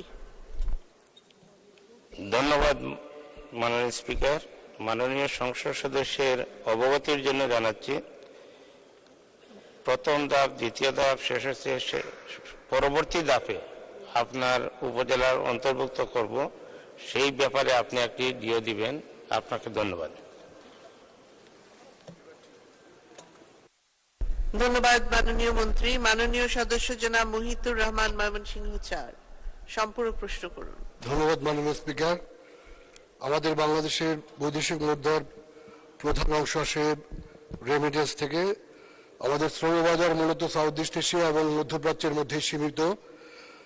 প্রচুর পরিমাণে আমাদের নাগরিকরা সেখানে কাজ করে। আমাদের সারা পৃথিবীতে এখন নতুন ইনভেস্টমেন্ট এরিয়া তৈরি হয়েছে। আমাদের রিচ কান্ট্রিগুলি এখন পূর্ব আফ্রিকা এবং সাউদার্ন ইস্ট ইউরোপের সাউদার্ন পার্টে তারা বড় শ্রমবাজারে তৈরি করেছেন। মাননীয় মন্ত্রী মহোদয়ের কাছে আমার জিজ্ঞাসা, এই সকল শ্রমবাজারে বাংলাদেশিদের শ্রমবাজার বৃদ্ধি করার আপনার কোনো পরিকল্পনা আছে কিনা। ধন্যবাদ মাননীয় স্পিকার। ধন্যবাদ মাননীয় সদস্য। মাননীয় মন্ত্রী। আমাদের বর্তমান সরকারের মাধ্যমে আমরা শ্রমবাজার বৃদ্ধির লক্ষ্যে এশিয়া, আমরা ইউরোপের বিভিন্ন দেশে শ্রমবাজার চেষ্টা করতেছি এবং সেখানে শ্রমবাজার তৈরির লক্ষ্যে আমরা কাজ করে যাচ্ছি আমার মন্ত্রণালয়। আপনাকে ধন্যবাদ। ধন্যবাদ মাননীয় মন্ত্রী। মাননীয় সদস্য শাম্মী আহমেদ, মহিলা আসন 17, সম্পূরক প্রশ্ন করুন। মাননীয় স্পিকার, আপনাকে ধন্যবাদ। এখানে মাননীয় স্পিকার, একটি বিষয় আমি আপনার মাধ্যমে মাননীয় মন্ত্রীর দৃষ্টি আকর্ষণ করতে চাই, যে কারিকুলামগুলোর কথা বলা হয়েছে। আমি আমার অভিজ্ঞতা থেকে বলতে পারি যে আমাদের যারা রেমিটেন্স বা আমরা যারা বৈদেশিক কর্মসংস্থানে যাই, তাদেরকে আমরা একটি বিষয় কখনোই প্রশিক্ষণ দেই না বা ট্রেনিং দেই না, সেটা হলো তাদের অধিকার।